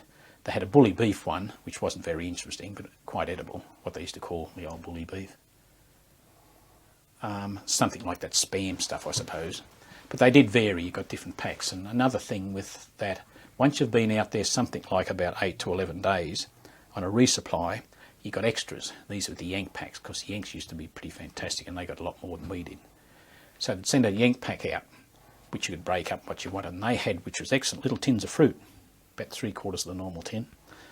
And they'd have pears, peaches, those sort of things in juice in them, and that was a delicacy. They had bloody things like chewing tobacco. I tried that one time, bloody horrible stuff. As soon as you get it in your mouth, it automatically encourages you to spit. This sort of bloody dreadful taste. But anyway, one of these other things, they had things like chewing gum, cigarettes, and little luxuries like that, as well as other food. One of the things that used to be, these tins were favourable. You got one of those, particularly before you went out. And there used to be a bit of a joke. We'd say to the blokes, one bloke didn't like this at all. We'd say, "Hey, Ray," you get his attention, "if you get shot, can I have your peaches?" Oh, he didn't like this. This is bringing your voodoo on you. And blokes used to say it just as a fun thing, not meaning anything at all, obviously, by it, but if you get shot, can I have your peaches? Things like that make you laugh. There's always a bit of humour generally going on with someone. Are there other examples of humour in difficult situations that you still recall from Vietnam? One bloke, I'm just trying to do Kerry something. He was in 7 Platoon. He came home. He got his leg shot off above the ankle. This was on Coral, and we'd taken out in APCs and dropped at the edge of the scrub where it's starting to thicken up. Dropped at the end of the scrub, out of the AP, started to move forward. Frig me dead, we were right on a camp. Not so much a camp, but a dig-in where these nogs were. And sheer unfortunate luck, we had to land on the spot where these bastards were, and they let us have it. Boom. Big time. So I went for all the cover we could, and he was laying behind this mound with his feet sticking out a bit. So someone with automatic fire let him have it and actually cut his bloody foot off. Okay, so the medic gets over across to him and says, gives him a dose of morphine and whatever else he can do for him. He was a section commander at that period too. Was it Brian? No, it wasn't Brian Keating. But anyway, he said at the time when the medic was fixing him up, as he got down to fixing him up before we get him out of the place, he said, "Oh crikey," he said, "when I get back, I think it was his right leg that was done, I'm going to have to meet a bloke with bloody his left leg off so we can go and buy boots together." So that's pretty cool under those. So he just got his leg shot off. I had the morphine, which helped. But it's pretty cool. Sort of come back for the situation. Are there any other contact situations that stand out to you and you might be able to talk us through. Well, a lot of them are very similar. So there's another one. I think I was still in 9 platoon. I'm trying to think whether 7-row or 1-row. I think it was in 7-row. We're out and there was like small groups in the scrub again, and you're chasing up small groups. And we knew there were nogs in the area. We were in a platoon in one area, and there's a platoon somewhere else had made contact with these nogs. And we knew they were splintered round and trying to move out and so forth. And we were doing short, small patrols. And we were on in small numbers. And we weren't far from our platoon, the main platoon where they were sat down. There must have been only about 7 or 10 of us moving out. And I don't even think, I'm sure we didn't even have a machine gun with us. And we're going through the scrub, and of course, there wasn't any camp there, but there's a couple of nogs must have been moving towards us. They went to ground, unaware to us. As we started to move towards them, they opened up and they shot one bloke through the thigh, and it practically ripped half his thigh out. He was medevac back, and of course we opened up on those, so they were gone. There was no way of finding them. He was medevac back, but he would have been in a bad way for years after. When I could tell by the sound of it, when it was hit, it was a Tommy gun, 45. Because when I was in the Air Cadets, you'd hear. And that's another thing with weapons over there, you could distinct after a little while what was enemy fire and what was our own. You could pick an AK-47 or our weapons going off, you'd know the difference. And this Tommy gun went, and I knew dead set it was a Tommy gun they had, which is a bit unusual. It's a 45. It would be a Russian version of the Tommy gun that we would have back home, that we weren't using over there. It was Second World War stuff. That he copped through the leg and tore his bloody half his thigh out, the ball bugger. Where were you during all this? I was about 4 blokes back in the line. We've sort of gone to ground because there was a scuffle ahead, and then they opened up, and I suppose he just sprayed there and he happened to cop this bloke. Another thing, it was in 7-row 2, early pieces out. You're strung out through a line, it could be 80 metres, what I'm saying, about 80 blokes, and that puts you, about 160 metres front to back. It's a long line, even longer than that at times. The front lot hit a camp, so they all go to ground. The camp opened up with a 50 cal. And, just spray the general area. Here's a bloke laying on the ground, a month ago to go home, bullets nearly straight through him. He was what was about probably 150 metres back. Nowhere near what's going on up front, not even seeing anything, just went to ground like everyone else, and boom, he copped it, the poor bugger. So, you never know when it was going to happen or what it was going to happen. What was your closest call? Well, 2.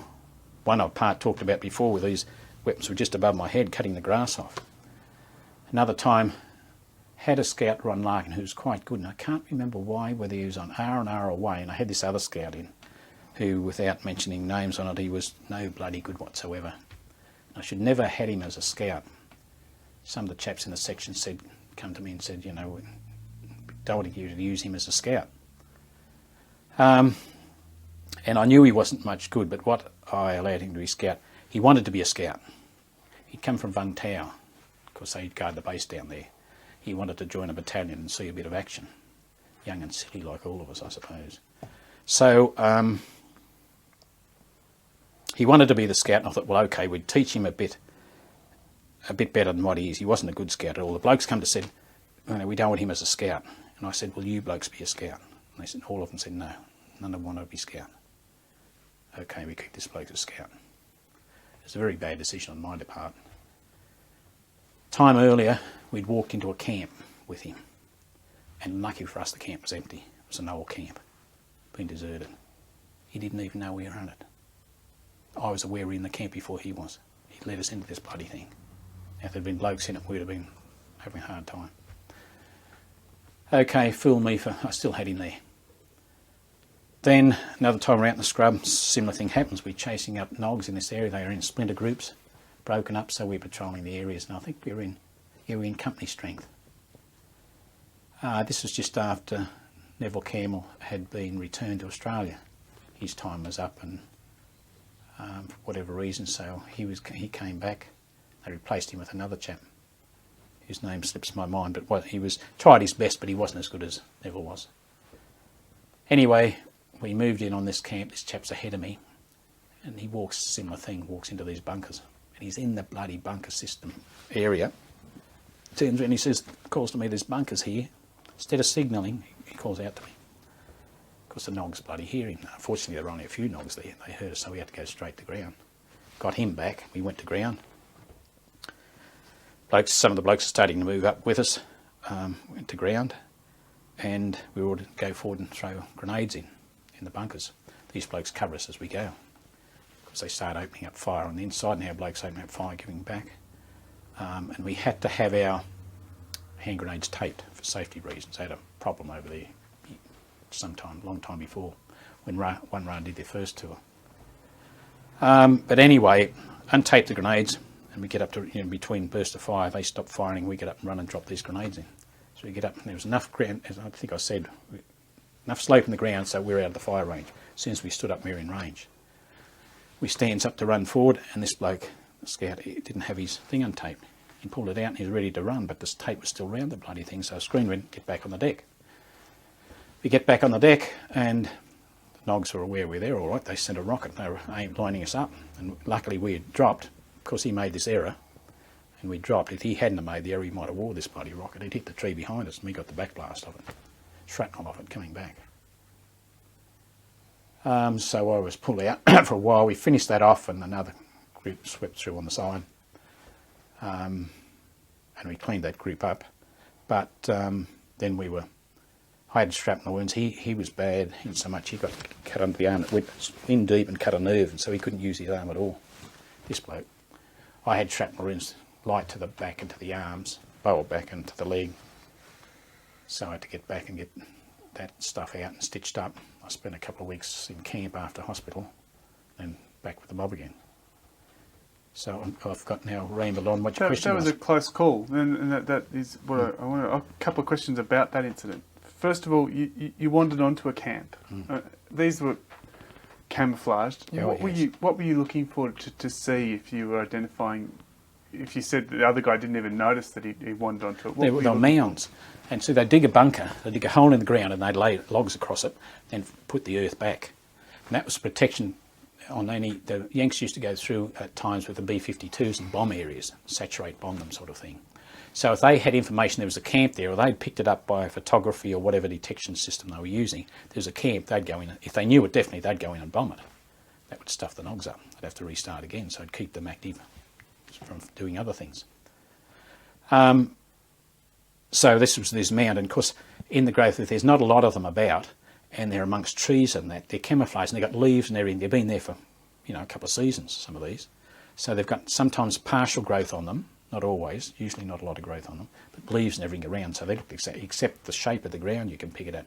And when you go into there's tracks somewhere that are worn a little bit, somewhere where they're moving all the time. You see, even if it looks bare ground, you double check that. Is that a path or is that natural? Those sort of things. Those are about. He walks and he's standing, probably here from those photos away from a bloody bunker when he says it. So, not good. What would you do when you found these bunker systems? I mean, if they weren't occupied? Oh, we'll see what we could have done there. We could have gone to ground, surrounded them partly, and had them fully covered, either opened them up on them, but because they're in there, you've got to wait till they come out, or you go forward and put grenades in them. The more likely thing is you'd pull back and call artillery in. Like an ant's nest, you stir the hell out of them, probably destroy as much as you can, and you're around there getting covered. On the situation at one time, this was back in, when I was a scout in 9 Platoon. Was it 9 Platoon? No, I was 7 Platoon, but we were operating with 9 Platoon, and we moved on a bunker system. And there's a chap that was a section commander in 9 Platoon that had joined after I left and went to 7 Platoon, and he'd had seen service over there before. So he had a little bit of experience behind him, he knew what he was about. We moved in on this system. Of course, he'd run into a couple of Nogs and they'd race back to this camp and we'd follow them in to their perimeter. And they were in a panic. There wouldn't have been a big lot there. Shot a bloke and they dragged him in there. And so we knew there was a bunker system there. We called artillery in. And we were about even, these two sections. This bloke was calling them in. and you could hear the bloody shells coming through the top of the trees, and we were getting the clods throwing back on us. This bloke was saying, drop 10. He did that twice, and I thought, shit, they're nearly on us. And he came across again on the radio, drop 10. I thought we were going to wear him if he didn't stop, but he stopped. By Jesus, it's close to the artillery. The ground was, vibrating and moving with these blasts. And usually, if a shell comes in, most of the force goes away from you. But it was coming from behind us, and we were getting some of the stuff. We were so close to it getting back on us. But it stirred those blokes up, and we didn't have any trouble when we went through the camp. Anyone that was left there, the few were killed, and the rest had gone. They managed to get away. How would you call artillery in? What would you have to do? Well, obviously, each platoon has a radio, so it's usually under the control of the lieutenant. But whoever's handy at the time, he's second or batman. It's not always right beside his side, so he might be near your section, so you use his radio. And it was the case in this case. It was near this chap, and he called it in. And of course, when you call a airstrike or a artillery, you use exact grid references. You don't do code, because if the theory is if the NOGs intercept this information, they work out your code. So you call the actual grid reference on it. You give them a grid reference, and you give them a bearing, sort of Oscar-Tenga line on that bearing. And on the grid reference, when you give them the bearing, they know you're somewhere on that line. So if your reference is that way, say it can be any direction, and they work it out when you radio back. They've got your bearing, they've got your grid reference, and you call it on there, and they'll fire a shot, and you'll say left 10 or 20, whatever it is, right 10, drop 10, add 10. And you can be in any angle, but they'll work out where you are, and they take the inference from where you can say, okay, I want to go right 10. They know the bearing you're on. They know which way's right. They determine from all this. So it's once you give them the bearing and the location, it's quite easy. First one comes in, and it's on target, what their target is, anticipated and calculated. If it's not close enough, you then direct, drop, add, left, right, simple as that. So that makes it easy for us. What were the reputations of your own guns? In the time I was there, we had no problems with them, but there was early to that where they had a bit of trouble in their camp. It was hit the news here recently where they were on the booze outside their camp area and so forth. Outside, it wasn't in their camp; it was in sort of a operation, a fire base area they'd set up, and they were going. Some of them going outside and getting on the booze. There's another case prior to me being there where one of the New Zealand artillery, their instrument on the gun was not calculated properly, set, and they opened up. The artillery was called in, and they dropped the artillery right on a bloody main section. Got at least I think one. I think it might have got a major and someone else too. I think couple of officers and several others as well. That because the calibration was out on it and no one had fixed it. So the chap in charge of that was reprimanded strongly, but there was nothing major done about him. But we were lucky; we never had any problems with them. They were a good backup for us to have. We were fortunate we didn't have those problems. Having heard those earlier stories, though, how much confidence did you have when those shells were dropping right next to you? Well, I didn't know that information till after. So that was the fortunate part about it. I thought we were quite secure. We called the arty, and I wasn't thinking they're going to muck up and drop it in some funny position, which they had done in other wars as well. But so I wasn't aware of it then. It was only after the event that we were informed about it, by other people that had been there before. The news was passed back later, and I thought, crikey. What about air support? Where would that come from? Usually the Americans with their Phantom fighters. We would throw smoke, and in a contact, heavy contact that was big, and if we were out of range of artillery, which sometimes we were, we tried to be in range. It was handy. You get out in a big op, your battalion goes out, they'll set up a fire base somewhere and put perimeter protection around it and cover the areas that you're searching out. Immediately, the NOGs know what's going on, so it pre-warns them. But sometimes we weren't within range of that, so in a hard spot, we end up calling in the American fighters. They come in and strafe the place and put rockets in and so forth.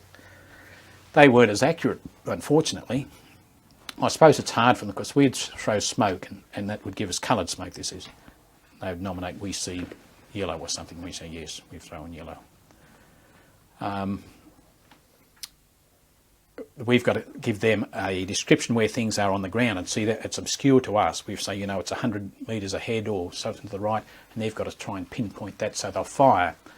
And they'd be lucky if they hit the target and spot on. They'd go round it, obviously, but it was not. It gave us support and it stirred the nogs up enough. But it was more luck that they hit their target and did multiple damage, really. We had better results out of the artillery. Can you describe what you'd see and hear on the ground when a phantom strike came overhead? Oh, you'd hear the plane coming in, and sometimes you could see them go into the dive. Then they'd get the tree line, you wouldn't see them anymore. They'd come out the other end. You'd hear the sort of roar as they come in, and then you'd hear, if they're using rockets, like a rocket fired basically, and then the whoomper, some seconds after that, a great explosion, whoomp. They'd go and you'd see columns of sort of a whitish sort of smoke. Were you ever around any napalm when that was? No. I'd been through areas that had been napalmed. One camp we went through that was been napalmed probably, it's hard to say with the damage and not being used to napalm around whether it was done a year before or 2 years before. But the place was just barren. There was like skeleton trees just sitting there. It was on a bunker system, so they'd hit their target quite well. And everything was dead around the place. And not being used to that, there was sort of this plasticized material that got dribbled on the trees where it was and gone hard. And so, being new to it, I couldn't say whether it was 6 months old or 20 months old. Didn't know. We didn't say that we just moved through it, but it had devastated the area it hit. And it was how many they might have dropped, I don't know, but the area I speak of would have been about 30 metres in radius at least, maybe more than that, where it hit this bunker system. No vegetation, just barren ground with, dead ash and all that stuff on it. Something similar to ash. We talked a bit today about sights and sounds are a really good way of describing what things were like. Were there any sounds that you identify from that time as good sounds that brought happy thoughts to your mind? Choppers. Tell us about that. Well, Iroquois had a particular sound, which I can't describe to you, but I know it every time I hear it. And when they were coming in, it was either resupply or going back. And that was a good sound when it was going back, because they never supported us with fire. They had machine guns on them, and some were set up with rockets and all that sort of thing. But they never came to, in our context, we never used them to any, some of them did in other battalions, but we never used them. The only time they were of assistance to that, one time we were out in the scrub, this is with one battalion, and we're moving through the scrub in a line, and canopy was probably 60 foot high or something like that, but it wasn't really thick. You could see sky through it quite readily. And there was a chopper came across the top, because we didn't worry about it. Choppers are on our side. It was a Yank chopper. And they could pick him up at the base back, but we couldn't speak to them on the radio at all. We couldn't, and it was the Yank choppers have said, and they were going to strafe us. As flying, they spotted us. We were snaking through the scrub. They were looking down us and obviously saw the movement and came back and flew over us, and we thought, it was just our blokes flying over us. And they were radioing back and wanting information. And they said, we don't know what they are down there. You've got a minute and a half or whatever, half a minute, let us know, are we going in? And they were just about to come in, and what had happened, their messages were going back, and they were with the RAF, couldn't talk to them. We couldn't talk to them on our radio. So the RAF was sent out, I don't know where from, whether they're coming off another operation or something. They come out and sat on top of us. And the Yanks are up here above them. And they give them the message by waving whatever, friendlies down there, back off. If the RAF chopper hadn't got in there, we would have let him go everything we had back at him, but he might have had more firepower than us. I don't know what he was armed with. So that occasion, our RAF was of benefit to us. The other occasions were taking us back from operations. Does that mean that you generally, or the battalions you're part of, had generally a good relationship with the RAF squadron in Vung Tau?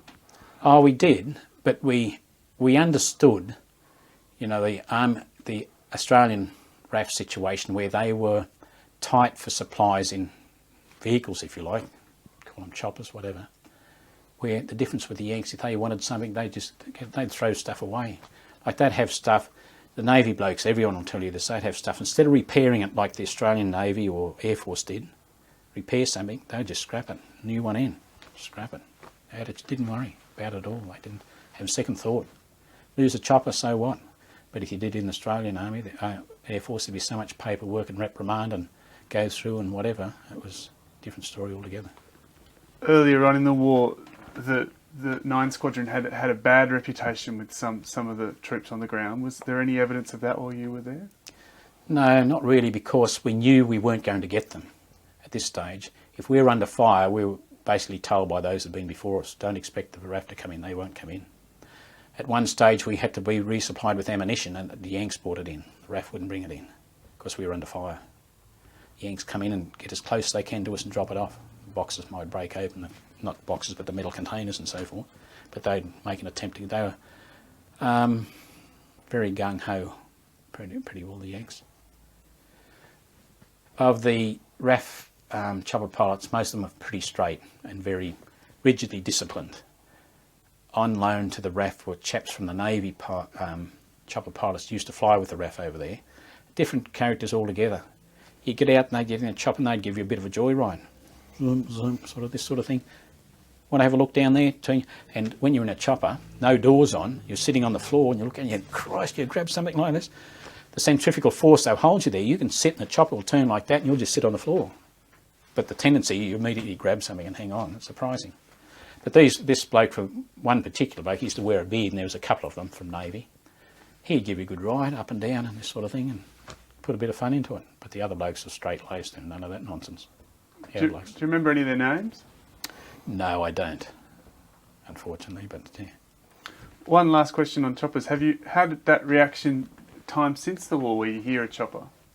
It always brings back those memories. Now and then I've been out with my brother and we were at some function.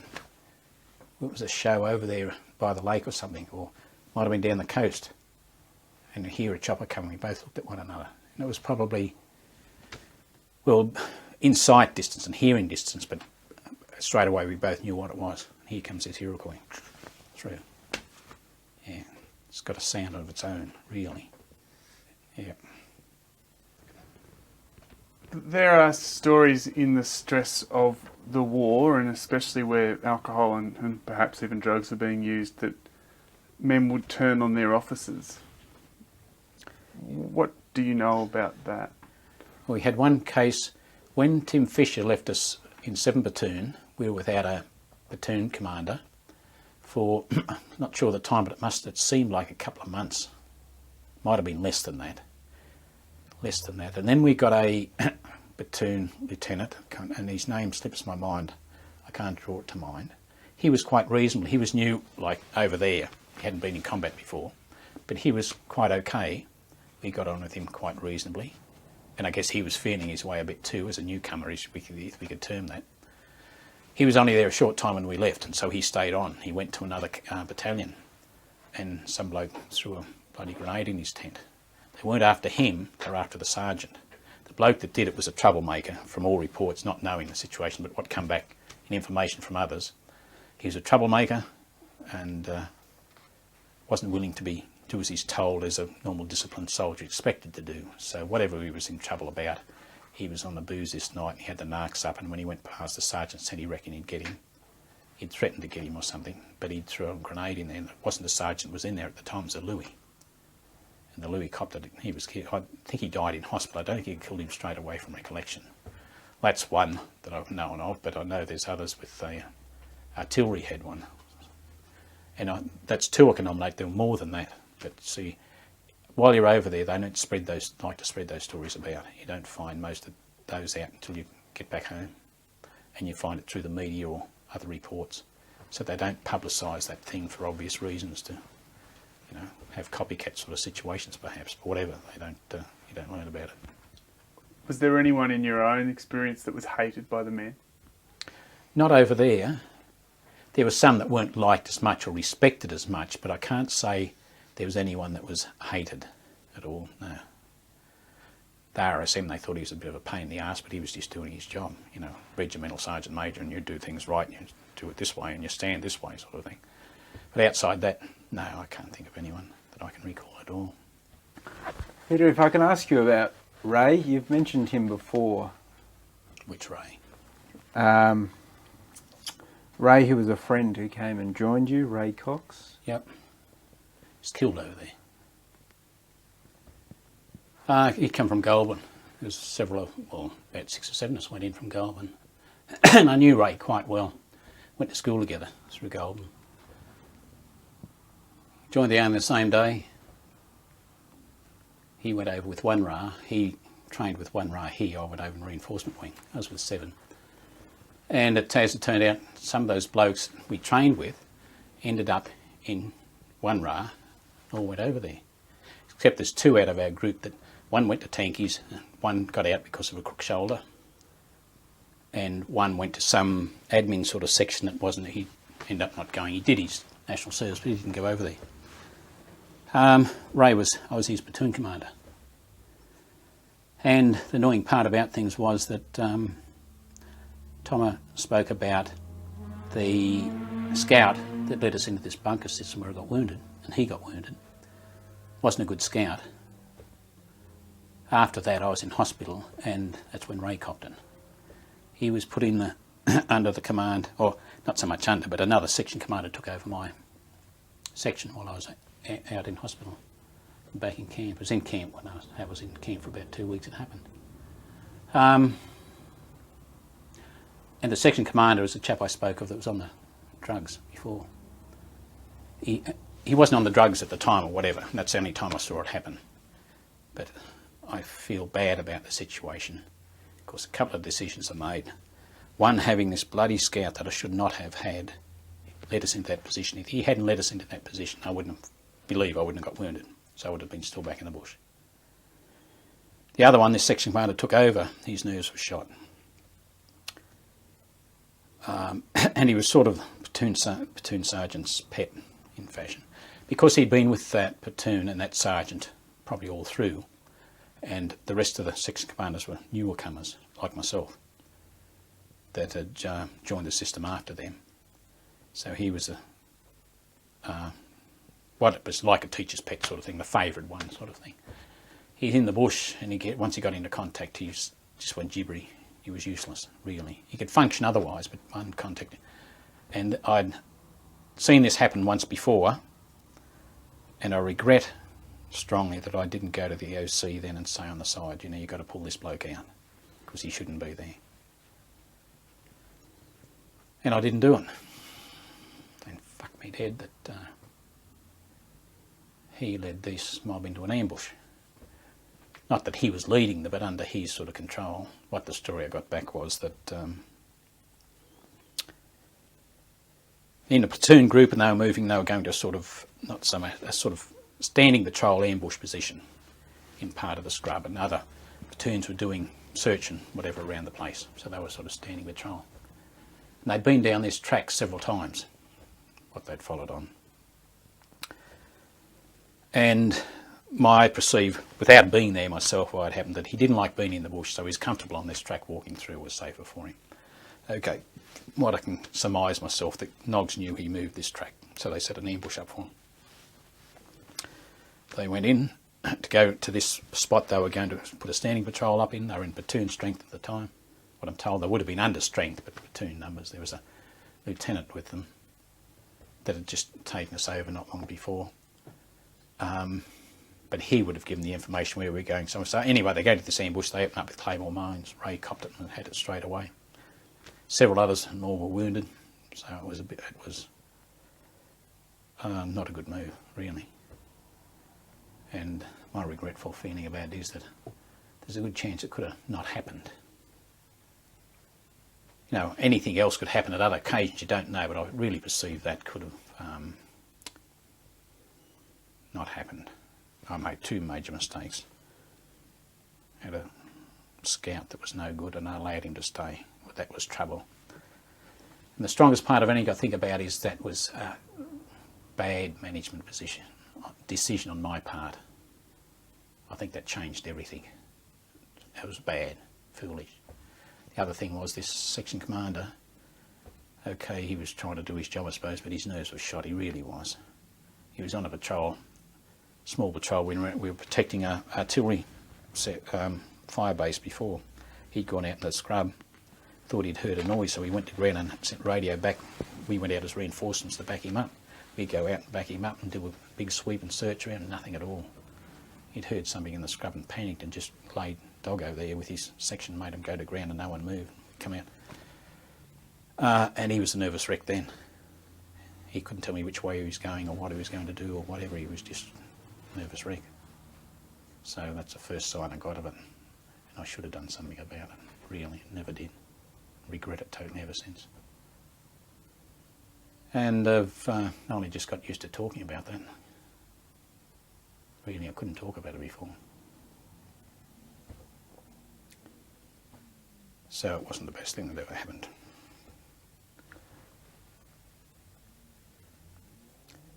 So, you got any other questions that didn't get away from that?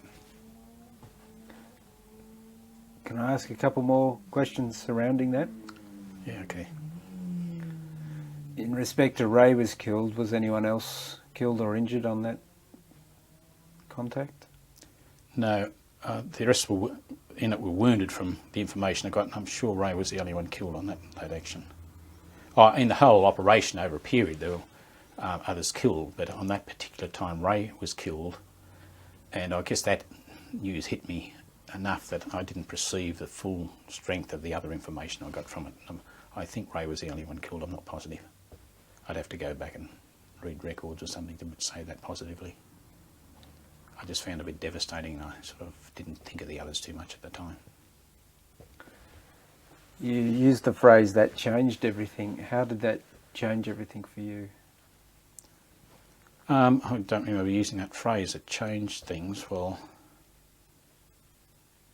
it made me, I wanted to kill more nogs, for sure. I wasn't doing enough of it, and I hadn't killed numerous men at all, but it made me more. I would have liked to. The more I got, the better I'd have felt then. If there was a sort of hatred building up, it was getting stronger at that stage of the game. That was getting towards the end. That was in about December. I was wounded on, as it turned out, Friday the 13th. When I copped it, I remember going out in the morning. Blokes said, oh, Friday the 3rd, Black Friday. I said, oh, that's all bullshit. Don't worry about that. And frigged me too. Didn't wear it that day. Through a silly mistake of my own, just scout.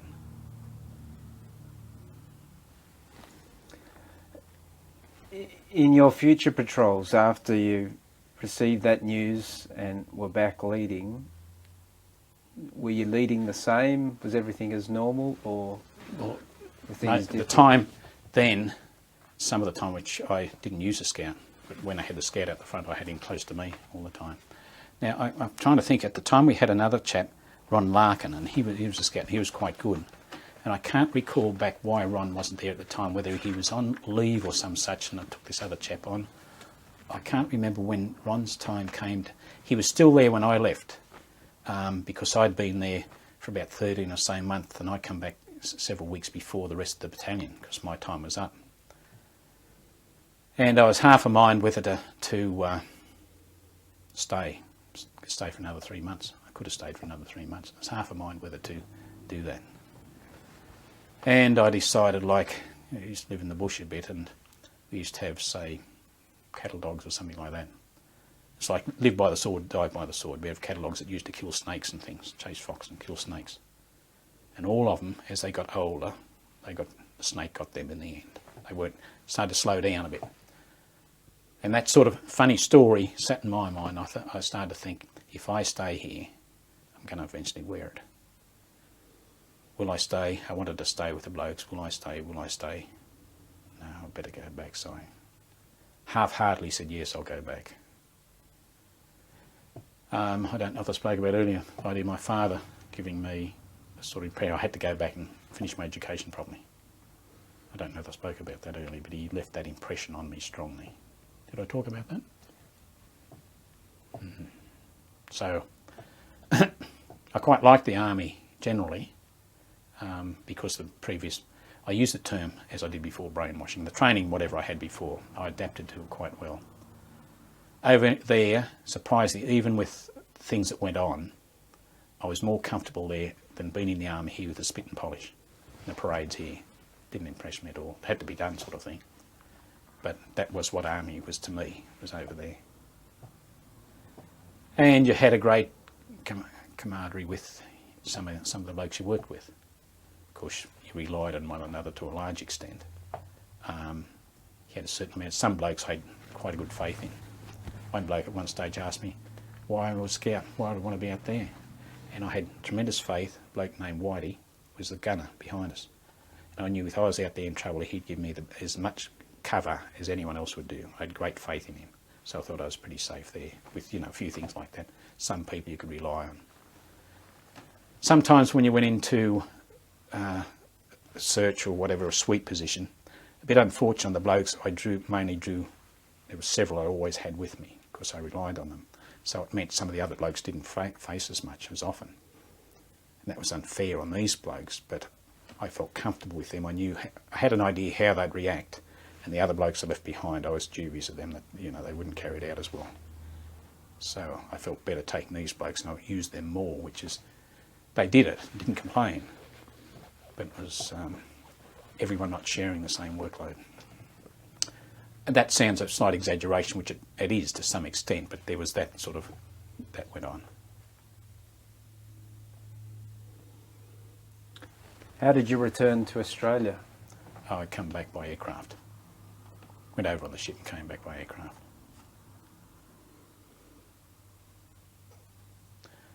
When I arrived back here, because all the family was here to meet me in Sydney, I'd sent a message that I was due to come home on such and such a date. Then I think, shit, I don't want them all there. So I wrote back and said, oh no, I'm not sure when I'm coming home. It'll be after that some period. My future sister-in-law worked on telecom. And she got onto someone from somewhere in Sydney on plane flights. And they weren't to divulge any of this information, who was flying in or out at all. She knew this person fairly closely, and she told them who was on the list. So they knew I was coming.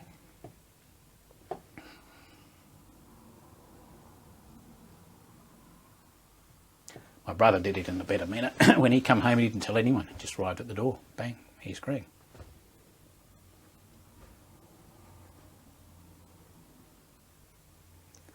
Trying to think how long after I was home. A bit mixed up on thought when I said earlier that he was in the army when I left. He was either on leave or hadn't joined the army at that stage. And when I was wounded over there, he got leave one day to come across to our camp. We got on the booze together and he ended up staying the night, sneaked back the next day. Got a slight reprimand, but they let him off, sort of thing. I fronted up to the mess next morning for breakfast, and he's Ray, the cook. And he spotted Greg because he was a different face. Had a bloody whinge about these blokes coming in here that shouldn't be in here. Greg was a bit offended by it, but he sat down and had breakfast anyway. I should have, if I'd have told Ray who it was, it would have been no problem, but I didn't say anything. Just let it go. Ray didn't know the difference. If he'd known it was my brother, he wouldn't have worried at all. But anyway, everything went okay. How did you cope settling back into society? A bit, when I think back and analyse it, a bit strange, but I didn't take much notice at the time. It was quite different to get back, to actually go down to a bar and lean on the bar and have a draft beer. That was amazingly different and free, and you didn't have any weapons with you. When you went in the boozer over there, you left in camp, you left your weapon outside. You never carried that in the boozer. Everywhere you moved about there, you carried a weapon. Ammunition hanging out every bloody where, But so that was a bit of a novelty. And a couple of times I know I got on the booze a bit. Wasn't a cause a problem to anyone except getting drunk myself. I wasn't a vicious drunk or anything. I remember one night going home and my fiancée at the time, my mother, had to undress me and put me to bed. I could have done it myself. Now, they insisted I was too drunk, so I let them carry on with it. I wasn't that bad. bad enough, I admit. They must have thought I was pretty bad, but I didn't think so. So there were a few occasions, and I used to swear a lot. Terrible. I didn't know I was bloody saying it. I used the fuck word, like an adjective, practically. Too numerous when I think back on it. I hear other people and I find it a bit disgusting, using it in the wrong context. But over there, that's all we use. How things, oh, fucking good, or fucking bad, or whatever. That was this adjective used all the time. One time I'm in the kitchen and two brothers are there. Mum's cooking on the fuel stove. It's got his back to us. He's saying about something rather than here. I drop this F word. As soon as I say it, oh, Mum didn't move. Didn't hear a thing. Both brothers sort of looked at me. Everything went silent. As soon as you go silent, it's spotted straight away. And nothing was said, so we started a conversation again. Mum turns around to serve up dinner, and she says, "Well, Peter, now you're home, you'll have to stop swearing so much." And I nearly fell through the bloody floor, because it's not a type of thing we did in the house. And my sister said later that they'd come and sit for dinner sometimes, and I'd say, "Pass the fucking butter." I didn't even know I'd said it. And Mum didn't. She must have got so used to it for that period while I was going through this stage. Didn't blink an eyelid, just head down and kept eating. Pam would look at Alan, look at one another. What's going on here? Didn't even know I said it. That's how bad it was.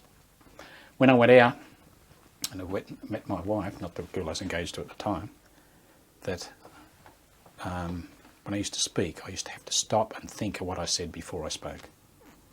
And they seemed anticipating this great dynamic saying or something I was going to do. I was sort of waiting for it. And here I am about to say something. I think of what I'm going to say and then I'd say it, because if I didn't, I'd swear. So that took a bit of getting over. Outside that, don't